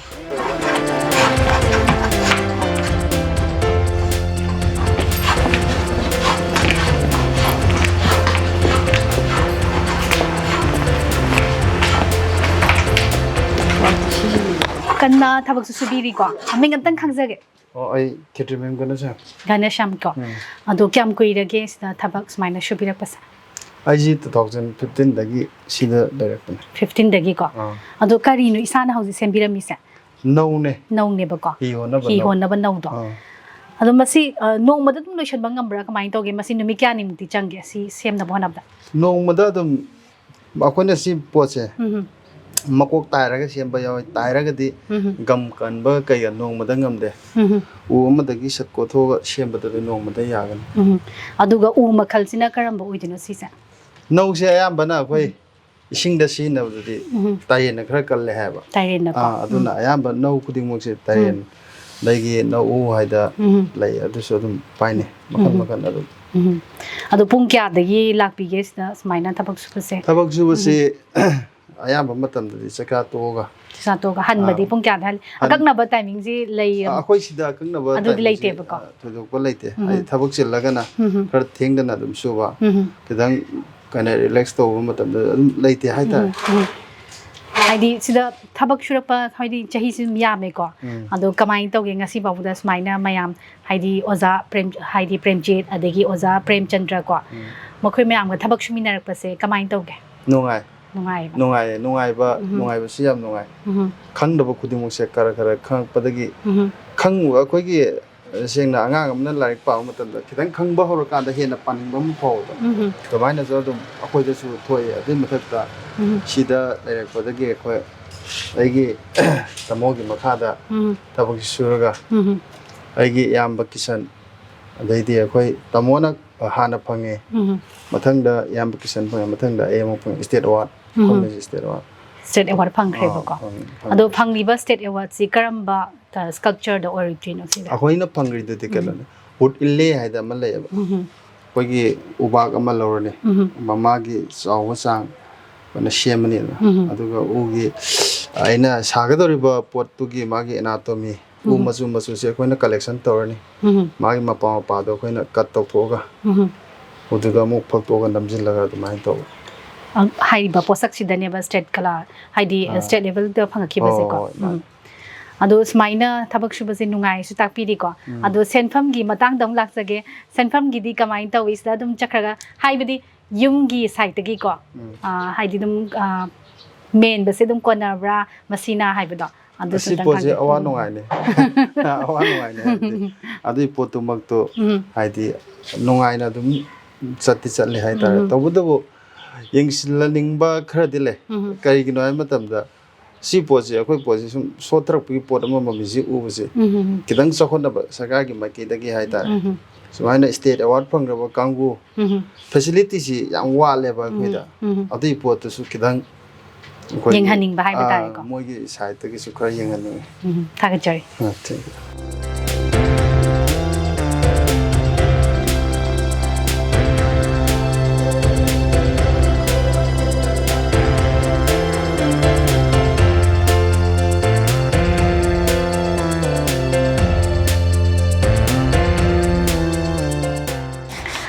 이제 깐나 ꯊꯕꯛꯁꯦ ꯁꯨꯕꯤꯔꯝꯃꯤꯀꯣ ꯑꯗꯣ ꯏꯆꯦ ꯀꯔꯤꯅꯣ ꯃꯁꯤ ꯎꯖꯕ ꯃꯇꯝꯗ ꯑꯩꯈꯣꯏꯒꯤ ꯉꯥꯒꯤ ꯃꯀꯨꯒꯤ ꯇꯥꯏꯞꯇꯁꯨ ꯎꯔꯤꯀꯣ ꯆꯐꯨ ꯃꯑꯣꯡꯗꯁꯨ ꯎꯏ ꯂꯩ ꯃꯌꯥꯏꯗꯁꯨ ꯌꯥꯎꯔꯤꯀꯣ ꯑꯗꯣ ꯃꯁꯤ ꯅꯨꯡꯒꯤ ꯑꯣꯏꯕ ꯁꯤ ꯁꯣꯏꯗꯅ ꯂꯩꯔꯝꯒꯅꯤ ꯈꯟꯖꯩ ꯃꯁꯤ ꯀꯔꯤꯅꯣ ꯃꯁꯤ ꯄꯣꯠꯁꯛꯁꯦ ꯅꯨꯡꯒꯤ ꯑꯣꯏꯕꯁꯤ ꯃꯁꯤ ꯑꯩꯈꯣꯏꯒꯤ ꯅꯨꯔꯥ ꯈꯨꯗꯣꯡ ꯂꯩ ꯍꯥꯏꯕ ꯂꯩꯗꯨꯅꯤ ꯃꯥꯒꯤ ꯐꯣꯝꯁꯦ ꯁꯤꯗꯒꯤ ꯂꯧꯔꯒ ꯑꯩꯈꯣꯏꯒꯤ ꯄꯥꯟꯊꯣꯏꯕꯤꯅ ꯁꯤꯒꯤ ꯃꯍꯩꯁꯤꯒꯤ ꯂꯧꯔꯒ ꯄꯥꯟꯊꯣꯏꯕꯤꯅ ꯆꯐꯨ ꯁꯥꯕ ꯑꯍꯥꯟꯕ ꯑꯩꯈꯣꯏ ꯇꯥꯏꯕꯪ ꯃꯤꯗ ꯇꯝꯕꯤꯔꯝꯕꯁꯦ ꯁꯤꯒꯤ ꯂꯩꯁꯤꯗꯒꯤ ꯇꯝꯕꯤꯔꯝꯕꯅꯤ ꯑꯗꯨꯅ ꯁꯤꯒꯤ ꯄꯣꯠꯁꯦ ꯑꯩꯅ ꯊꯝꯃꯒ ꯍꯥꯏꯗꯤ ꯎꯁꯤꯗ ꯑꯗꯨꯝ ꯂꯩꯒꯤ ꯐ꯭ꯂꯥꯋꯔꯒꯤ ꯗꯤꯖꯥꯏꯟꯗꯨ ꯇꯧꯔꯒ ꯁꯤꯒꯤ ꯆꯐꯨꯁꯦ ꯄꯨꯊꯣꯛꯑꯝꯃꯤ ꯂꯩꯔꯝꯃꯤ ꯍꯥꯏꯕꯒꯤ ꯃꯑꯣꯡꯗꯣ ꯑꯩꯅ ꯎꯠꯆꯕꯅꯦ ꯃꯁꯤ ꯁꯤꯗ ꯂꯩꯔꯤꯕ ꯃꯌꯥꯝꯁꯤꯅ ꯑꯩꯈꯣꯏꯒꯤ ꯃꯥꯒꯤ ꯁ꯭ꯇꯣꯛꯁꯤꯡꯁꯤꯅꯦ ꯆꯐꯨ ꯃꯌꯦꯛꯇ ꯊꯥꯏꯅꯗꯒꯤ ꯍꯥꯞꯄꯝꯕ ꯊꯣꯡꯖꯥꯎꯒꯤ ꯑꯟꯗ꯭ꯔꯣꯒꯤ ꯃꯈꯜ ꯃꯈꯜꯗꯣ ꯍꯥꯏꯇꯥꯔꯦ ꯁꯥꯔꯝꯕꯒꯤ ꯃꯑꯣꯡꯗꯣ ꯑꯩꯅ ꯁꯤꯒꯤ ꯆꯐꯨꯁꯤꯗ ꯊꯝꯃꯤꯕ ꯃꯑꯣꯡꯁꯤꯡꯁꯦ ꯑꯗꯨꯝ ꯄꯤꯕ ꯍꯥꯏꯇꯥꯔꯦ ꯑꯩꯅ ꯆꯐꯨꯁꯦꯀꯣ ꯁꯤꯒꯤ ꯃꯑꯣꯡꯁꯤꯡꯁꯦ ꯂꯣꯏ ꯂꯩꯍꯟꯕꯅꯦ ꯑꯗꯨꯒ ꯃꯊꯛꯀꯤꯁꯤꯅ ꯑꯩꯈꯣꯏꯅ ꯁꯤꯒꯤ ꯄꯣꯠꯁꯤꯅ ꯑꯩꯈꯣꯏ ꯐꯤꯅꯤꯁꯤꯡ ꯄꯤꯒꯦꯅ ꯑꯩꯅ ꯄꯤꯔꯝꯃꯤꯅꯤ ꯃꯁꯤ ꯑꯩꯈꯣꯏ ꯀꯩꯅꯣꯅꯦ ꯁ꯭ꯇꯦꯠ ꯃ꯭ꯌꯨꯖꯤꯌꯝꯗ ꯂꯩꯈꯤꯗꯧꯕ ꯋꯥꯛꯅꯤ ꯁ꯭ꯇꯦꯠ ꯃ꯭ꯌꯨꯖꯤꯌꯝꯗ ꯊꯝꯒꯗꯣꯏꯅꯦꯕꯀꯣ ꯊꯝꯒꯗꯣꯏꯅꯦ ꯑꯩꯈꯣꯏꯅ ꯐꯤꯅꯤꯁꯤꯡ ꯄꯤꯅꯕꯒꯤꯗꯃꯛꯇ ꯌꯨꯝꯗ ꯑꯩꯈꯣꯏ ꯃꯇꯝ ꯈꯔꯒꯤ ꯂꯧꯔꯒ ꯂꯣꯏꯁꯤꯟꯕꯅꯦ ꯑꯩꯈꯣꯏꯅ ꯍꯥꯏꯔꯤꯕ ꯄꯣꯠꯁꯦ ꯑꯩꯅ ꯀꯃꯥꯏꯅ ꯊꯤꯝꯁꯦ ꯇꯧꯒꯦꯅ ꯉꯁꯥꯏ ꯁꯤꯒꯤ ꯁ꯭ꯇꯣꯛꯁꯤꯗꯤ ꯆꯐꯨꯒꯤ ꯃꯑꯣꯡ ꯆꯐꯨꯁꯤꯗ ꯑꯩꯅ ꯁꯤꯒꯤ ꯁ꯭ꯇꯣꯛꯁꯦ ꯑꯩꯅ ꯊꯝꯕꯅꯦ ꯉꯁꯥꯏ ꯑꯥꯒꯤ ꯁ꯭ꯇꯣꯛꯁꯤꯒꯤ ꯃꯍꯨꯠꯇ ꯍꯧꯖꯤꯛꯀꯥꯟꯒꯤ ꯃꯣꯗꯦꯜ ꯑꯣꯏꯅ ꯑꯩꯅ ꯈꯤꯇꯪ ꯐꯣꯝ ꯊꯨꯒꯥꯏꯔꯒ ꯑꯗꯣ ꯁꯤꯒ ꯑꯅꯤꯁꯤꯒꯤ ꯗꯤꯁꯇꯤꯡ ꯍꯥꯏꯗꯤ ꯈꯤꯇꯪ ꯀꯟꯇ꯭ꯔꯥꯁ ꯑꯣꯏꯍꯟꯕ ꯍꯥꯏꯇꯥꯔꯦ ꯑꯗꯨꯃꯥꯏꯅ ꯈꯜꯂꯒ ꯑꯩꯅ ꯁꯤꯒꯤ ꯀꯩꯅꯣꯁꯦ ꯁ꯭ꯇꯣꯛꯁꯤꯡꯁꯦ ꯄꯤꯕꯅꯦ 이제 ꯃꯔꯛꯇꯤ ꯊꯠꯇꯣꯔꯦꯀꯣ ꯍꯣꯏ ꯍꯣꯏ ꯃꯁꯤ ꯁ꯭ꯇꯦꯠ ꯃ꯭ꯌꯨꯖꯤꯌꯝꯗ ꯊꯝꯗꯣꯏꯁꯦ ꯃꯁꯤ ꯀꯔꯤ ꯃꯔꯝꯒꯤꯅꯣ ꯁ꯭ꯇꯦꯠ ꯃ꯭ꯌꯨꯖꯤꯌꯝ ꯊꯝꯗꯣꯏꯁꯦ ꯑꯩꯈꯣꯏ ꯍꯟꯗꯛ ꯁ꯭ꯇꯦꯠ ꯃ꯭ꯌꯨꯖꯤꯌꯝꯗ ꯐꯥꯎꯟꯗꯦꯁꯟ ꯗꯦꯒ ꯃꯔꯤ ꯂꯩꯅꯅ ꯃꯣꯏ ꯁ꯭ꯇꯦꯠ ꯃ꯭ꯌꯨꯖꯤꯌꯝꯒꯤ ꯐꯥꯎꯟꯗꯦꯁꯟ ꯗꯦꯒ ꯃꯔꯤ ꯂꯩꯅꯅ ꯏꯟꯇꯔꯅꯦꯁꯅꯦꯜꯒꯤ ꯊꯥꯛꯇ ꯇꯧꯈꯤꯕ ꯏꯟꯇꯔꯅꯦꯁꯅꯦꯜꯒꯤ ꯃꯣꯏꯒꯤ ꯃ꯭ꯌꯨꯖꯤꯌꯝ ꯗꯦꯗꯨꯗ ꯇꯧꯈꯤꯕ ꯋꯥꯔꯛꯁꯣꯞꯇꯨꯗ ꯌꯥꯎꯕ ꯋꯥꯛꯅꯤ ꯁꯤ ꯋꯥꯛꯁꯦꯀꯣ ꯋꯥꯛꯁꯦ ꯑꯗꯨꯅ ꯃꯤ 15 ꯃꯅꯤꯄꯨꯔꯒꯤ ꯑꯣꯏꯅ ꯁ꯭ꯇꯦꯠꯀꯤ ꯑꯣꯏꯅ ꯈꯟꯒꯠꯄꯅꯤ 15ꯗꯨꯒꯤ ꯃꯅꯨꯡꯗ ꯑꯩꯁꯨ ꯑꯗꯨꯝ ꯁꯔꯨꯛ ꯌꯥꯔꯨꯕ ꯏꯆꯦꯁꯨ ꯁꯔꯨꯛ ꯌꯥꯔꯨꯏꯕꯀꯣ ꯑꯗꯨꯒꯤ ꯑꯗ ꯋꯥꯛꯇꯣ ꯃꯁꯤꯒꯤ ꯄꯣꯠꯁꯦ ꯂꯣꯏꯁꯤꯟꯒꯦ ꯍꯥꯏꯅ ꯈꯟꯕꯅꯦꯕ ꯂꯣꯏꯁꯤꯟꯒꯦ ꯍꯥꯏꯅ ꯑꯩꯅ ꯌꯨꯝꯗ ꯄꯨꯊꯔꯛꯑꯒ ꯐꯤꯅꯤꯁꯤꯡ ꯄꯤꯔꯝꯕ ꯑꯗꯨꯅ ꯑꯩꯈꯣꯏꯒꯤ ꯏꯔꯝꯗꯝꯒꯤ ꯑꯣꯏꯅ ꯊꯝꯈ꯭ꯔꯗꯣꯏꯅꯦꯕꯀꯣ ꯊꯝꯈ꯭ꯔꯗꯣꯏꯅꯦ ꯑꯗꯨꯗ ꯉꯁꯥꯏ ꯍꯧꯕ ꯃꯥꯒꯤ ꯇꯥꯏꯇꯜꯁꯦ ꯑꯍꯧꯕ ꯑꯃꯁꯨꯡ ꯑꯔꯣꯏꯕ ꯍꯥꯏꯅ ꯑꯩꯅ ꯊꯣꯜꯂꯦ ꯁꯨꯃꯥꯏꯅ ꯍꯧꯔꯛꯄ ꯄꯣꯠꯁꯤ ꯑꯩꯈꯣꯏꯅ ꯁꯤꯒꯤ ꯃꯔꯤꯁꯤꯅ ꯑꯗꯨꯝ ꯁꯝꯅꯍꯜꯂꯒ ꯍꯥꯏꯕꯗꯤ ꯑꯩꯈꯣꯏꯅ ꯁꯤꯒꯤ ꯄꯣꯠꯁꯦ ꯑꯩꯅꯗꯤ ꯑꯁꯦꯡꯕꯒꯤꯗꯤ ꯑꯩꯈꯣꯏꯒꯤ ꯅꯥꯎꯐꯝꯒꯨꯝꯅ ꯑꯩꯅ ꯈꯜꯂꯒ ꯇꯧꯈꯤꯕꯅꯦ ꯑꯗꯨꯕꯨ ꯍꯥꯏꯕꯁꯤ ꯑꯩꯈꯣꯏ ꯄꯣꯛꯄꯗꯒꯤ ꯑꯩꯈꯣꯏ ꯑꯍꯟꯁꯤꯡꯅ ꯁꯤꯖꯤꯟꯅꯕ ꯅꯥꯎꯐꯝ ꯍꯥꯏꯕ ꯄꯣꯠꯁꯤ ꯑꯗꯨꯝ ꯌꯥꯝ ꯀꯤꯞ ꯇꯧꯔꯒꯗꯤ ꯊꯝꯃꯝꯕ ꯑꯗꯣ ꯊꯝꯃꯝꯃꯤꯕ ꯄꯣꯠꯁꯤ ꯀꯃꯥꯏꯅ ꯁꯤꯖꯤꯟꯅꯗꯣꯏꯅꯣ ꯀꯔꯤꯒꯤꯅꯣ ꯍꯥꯏꯕꯗꯤ ꯀꯅꯥꯁꯨ ꯍꯥꯡꯗꯣꯛꯑꯒꯗꯤ ꯌꯦꯡꯗꯦ ꯑꯗꯨꯕꯨ ꯐꯣꯔꯦꯟ ꯀꯟꯇ꯭ꯔꯤꯗꯗꯤ ꯍꯧꯖꯤꯛ ꯅꯥꯎꯐꯝꯒꯤ ꯀꯥꯟꯅꯕꯁꯦ ꯑꯗꯨꯛꯀꯤ ꯃꯇꯤꯛ ꯃꯤ ꯅꯥꯔꯕ ꯃꯇꯝꯗ ꯃꯁꯤ ꯄꯣꯠꯁꯤ ꯁꯤ ꯇꯧꯔꯛꯄ ꯃꯇꯝꯗ ꯁꯤ ꯐꯩ ꯍꯥꯏꯕ ꯃꯁꯥꯒꯤ ꯂꯥꯏꯑꯣꯡ ꯈꯪꯗ꯭ꯔꯒꯁꯨ ꯑꯩꯈꯣꯏꯒꯤ ꯑꯉꯥꯡꯒꯤ ꯃꯈꯣꯏꯗ ꯑꯣꯏꯔꯁꯨ ꯏꯁꯤꯡꯗ ꯇꯤꯡꯉꯒ ꯄꯤꯊꯛꯄ ꯃꯇꯝꯗ ꯑꯉꯥꯡꯒꯤ ꯂꯥꯏꯑꯣꯡ ꯈꯪꯉꯤ ꯅꯥꯕ ꯐꯩ ꯀꯥꯏꯅ ꯍꯥꯏꯅꯔꯝꯃꯤꯁꯦ ꯉꯁꯥꯏ ꯑꯗꯨꯃꯥꯏꯅ ꯐꯣꯔꯦꯟ ꯀꯟꯇ꯭ꯔꯤꯗ ꯁꯤꯒꯤ ꯀꯥꯟꯅꯕꯁꯤ ꯁꯤꯖꯤꯟꯅꯔꯝꯃꯦꯕ ꯃꯤꯗꯤ ꯑꯗꯨꯕꯨ ꯑꯩꯈꯣꯏ ꯑꯍꯟꯁꯤꯡꯗꯣ ꯑꯗꯨ ꯍꯩꯔꯝꯗ꯭ꯔꯒꯁꯨ ꯅꯥꯎꯐꯝ ꯍꯥꯏꯕꯁꯦ ꯐꯖꯅ ꯊꯝꯒꯗꯕꯅꯦ ꯍꯥꯏꯕ ꯄꯣꯠ ꯑꯃꯗꯤ ꯆꯐꯨꯗ ꯍꯥꯞꯄꯒ ꯑꯩꯈꯣꯏ ꯐꯨꯝꯕꯒꯤ ꯊꯕꯛꯁꯤꯗꯤ ꯇꯧꯔꯝꯃꯦꯕ ꯁꯤꯒꯤ ꯂꯤꯡꯗꯣ ꯑꯩꯅ ꯋꯥꯠꯍꯟꯅꯤꯡꯗꯕ ꯍꯥꯏꯇꯥꯔꯦ ꯑꯗꯨꯅ ꯁꯤꯒꯤ ꯑꯃꯔꯣꯝꯗ ꯑꯩꯅ ꯑꯉꯥꯡꯒꯤ ꯀꯩꯅꯣꯅꯦꯕ ꯃꯍꯩ ꯇꯥꯛꯂꯛꯏꯁꯤꯀꯣ ꯅꯥꯎꯐꯝꯒꯤ ꯃꯔꯤꯗꯣ ꯑꯩꯅ ꯍꯧꯕ ꯂꯣꯏꯕ ꯑꯅꯤꯁꯤꯒꯤ ꯔꯤꯂꯦꯁꯟꯗꯣ ꯑꯗꯨꯝ ꯄꯤꯕ ꯍꯥꯏꯇꯥꯔꯦ ꯑꯗꯨꯃꯥꯏꯅ ꯈꯜꯂꯒ ꯁꯥꯕꯅꯦ ꯏꯆꯦꯒꯤ ꯃꯤꯡ ꯑꯝꯇ ꯈꯪꯖꯒꯦꯀꯣ ꯑꯩ ꯏꯆꯦ ꯕꯤꯅꯣ ꯂꯥꯏꯁ꯭ꯔꯝ ꯀꯔꯤ ꯍꯥꯏꯗꯤ ꯂꯝꯁꯦ ꯀꯗꯥꯏꯗꯒꯤ ꯂꯝꯁꯦ ꯀꯛꯆꯤꯡꯗꯒꯤ ꯆꯨꯝꯃꯥꯡꯗꯒꯤ ꯀꯛꯆꯤꯡꯗꯒꯤ ꯀꯣ ꯀꯛꯆꯤꯡ ꯆꯨꯝꯅꯥꯡꯗꯒꯤ ꯑꯗꯨꯝ ꯍꯥꯏꯗꯤ ꯅꯛꯅꯕ꯭ꯔꯥ ꯀꯌꯥꯝ ꯂꯥꯞꯅꯒꯦ ꯍꯥꯏꯕꯗꯣ ꯅꯛꯅꯩ ꯁꯤ ꯏꯅꯛ ꯅꯛꯅꯩ ꯑꯗꯣ ꯀꯌꯥꯝ ꯀꯨꯏꯔꯒꯦ ꯌꯥꯎꯔꯛꯄꯗꯤ ꯁꯤꯒ ꯌꯥꯎꯔꯛꯄꯁꯦ ꯑꯩꯈꯣꯏ ꯍꯧꯖꯤꯛ ꯄ꯭ꯔꯦꯝꯆꯟꯗ꯭ꯔꯒꯤ ꯃꯌꯥꯝꯕ ꯑꯣꯖꯥ ꯄ꯭ꯔꯦꯝꯖꯤꯠꯇ ꯑꯩꯈꯣꯏꯁꯦ 2001 ꯑꯗꯨꯋꯥꯏꯗꯒꯤ ꯑꯗꯨꯝ ꯇꯝꯃꯝꯕꯅꯦ ꯑꯍꯥꯟꯕꯗ ꯌꯦꯛꯄ ꯇꯝꯃꯝꯕꯅꯦ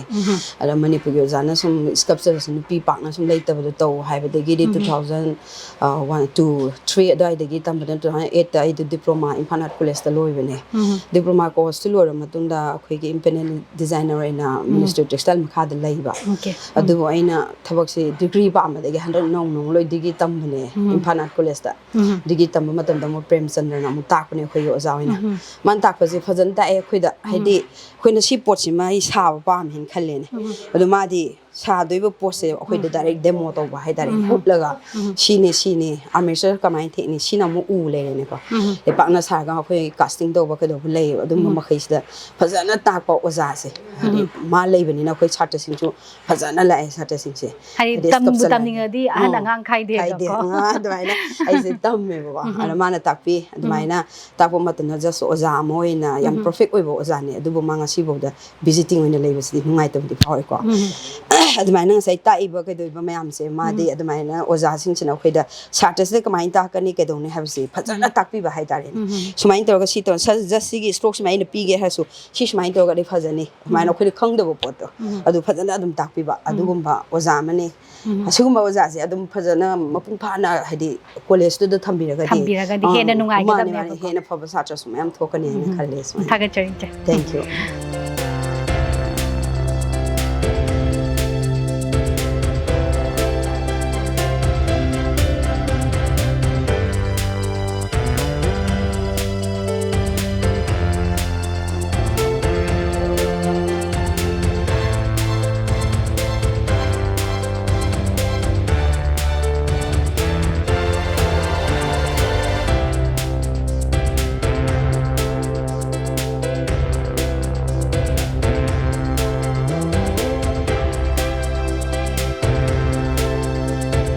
ꯑꯣꯖꯥ ꯃꯄꯥꯟꯒꯤ ꯊꯕꯛ ꯃꯌꯥꯝꯁꯨ ꯌꯦꯡꯖꯔꯨꯔꯦꯀꯣ ꯍꯥꯏꯗꯤ ꯑꯗꯣ ꯑꯣꯖꯥ ꯄꯨꯂꯞꯅ ꯑꯩꯈꯣꯏꯒꯤ ꯁꯤꯟꯕꯤꯁꯤꯡꯁꯦ ꯀꯌꯥꯅꯣ ꯂꯩꯔꯤꯁꯦ ꯑꯩꯈꯣꯏꯁꯦ ꯃꯦꯟ ꯑꯣꯏꯅ ꯍꯧꯖꯤꯛ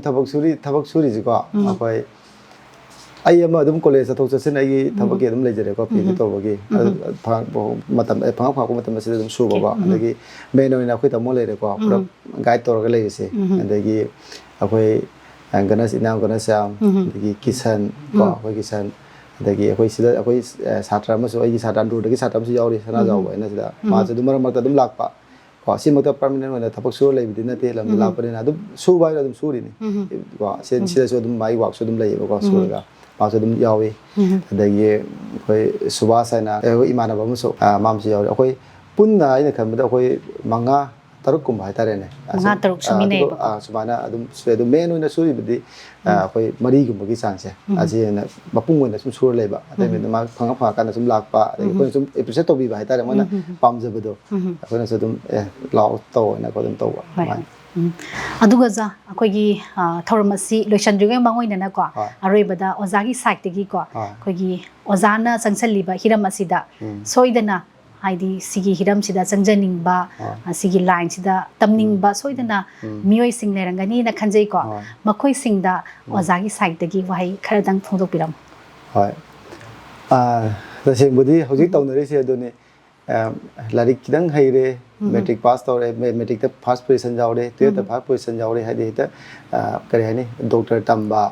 ꯃꯥꯒꯤ ꯐꯥꯔꯁ ꯄ꯭ꯔꯥꯏꯌꯣꯔꯤꯇꯤꯁꯤꯕꯨ ꯍꯥꯏꯕꯀꯣ ꯗꯣꯛꯇꯔ ꯏꯟꯖꯤꯅꯤꯌꯔ IAS ꯊꯥꯕ ꯁꯨꯃꯥꯏꯅ ꯆꯠꯅꯩ ꯅꯠꯇ꯭ꯔꯥ तसेंगना आइना इंखलरीबा आर्टिस्ट दाइना हाइनिंगबदि को मीना नंगी सराउंडिंग द लेरिबा नंगी सोसाइटी नंगी करी करी रेस्पेक्ट तौरकनी हाइबदो अदु नतबा आइसे आइना आईएएस ऑफिसर अम ओइबा ओइरिसे डॉक्टर अम ओइ मतमदा हजितंगी चनरिबा अंगांसिंगी कॉन्सेप्ट सिबो को आइदि पुलप चनै हाइबदि नतबा खरा दाइ सुम उजबा तारे आइना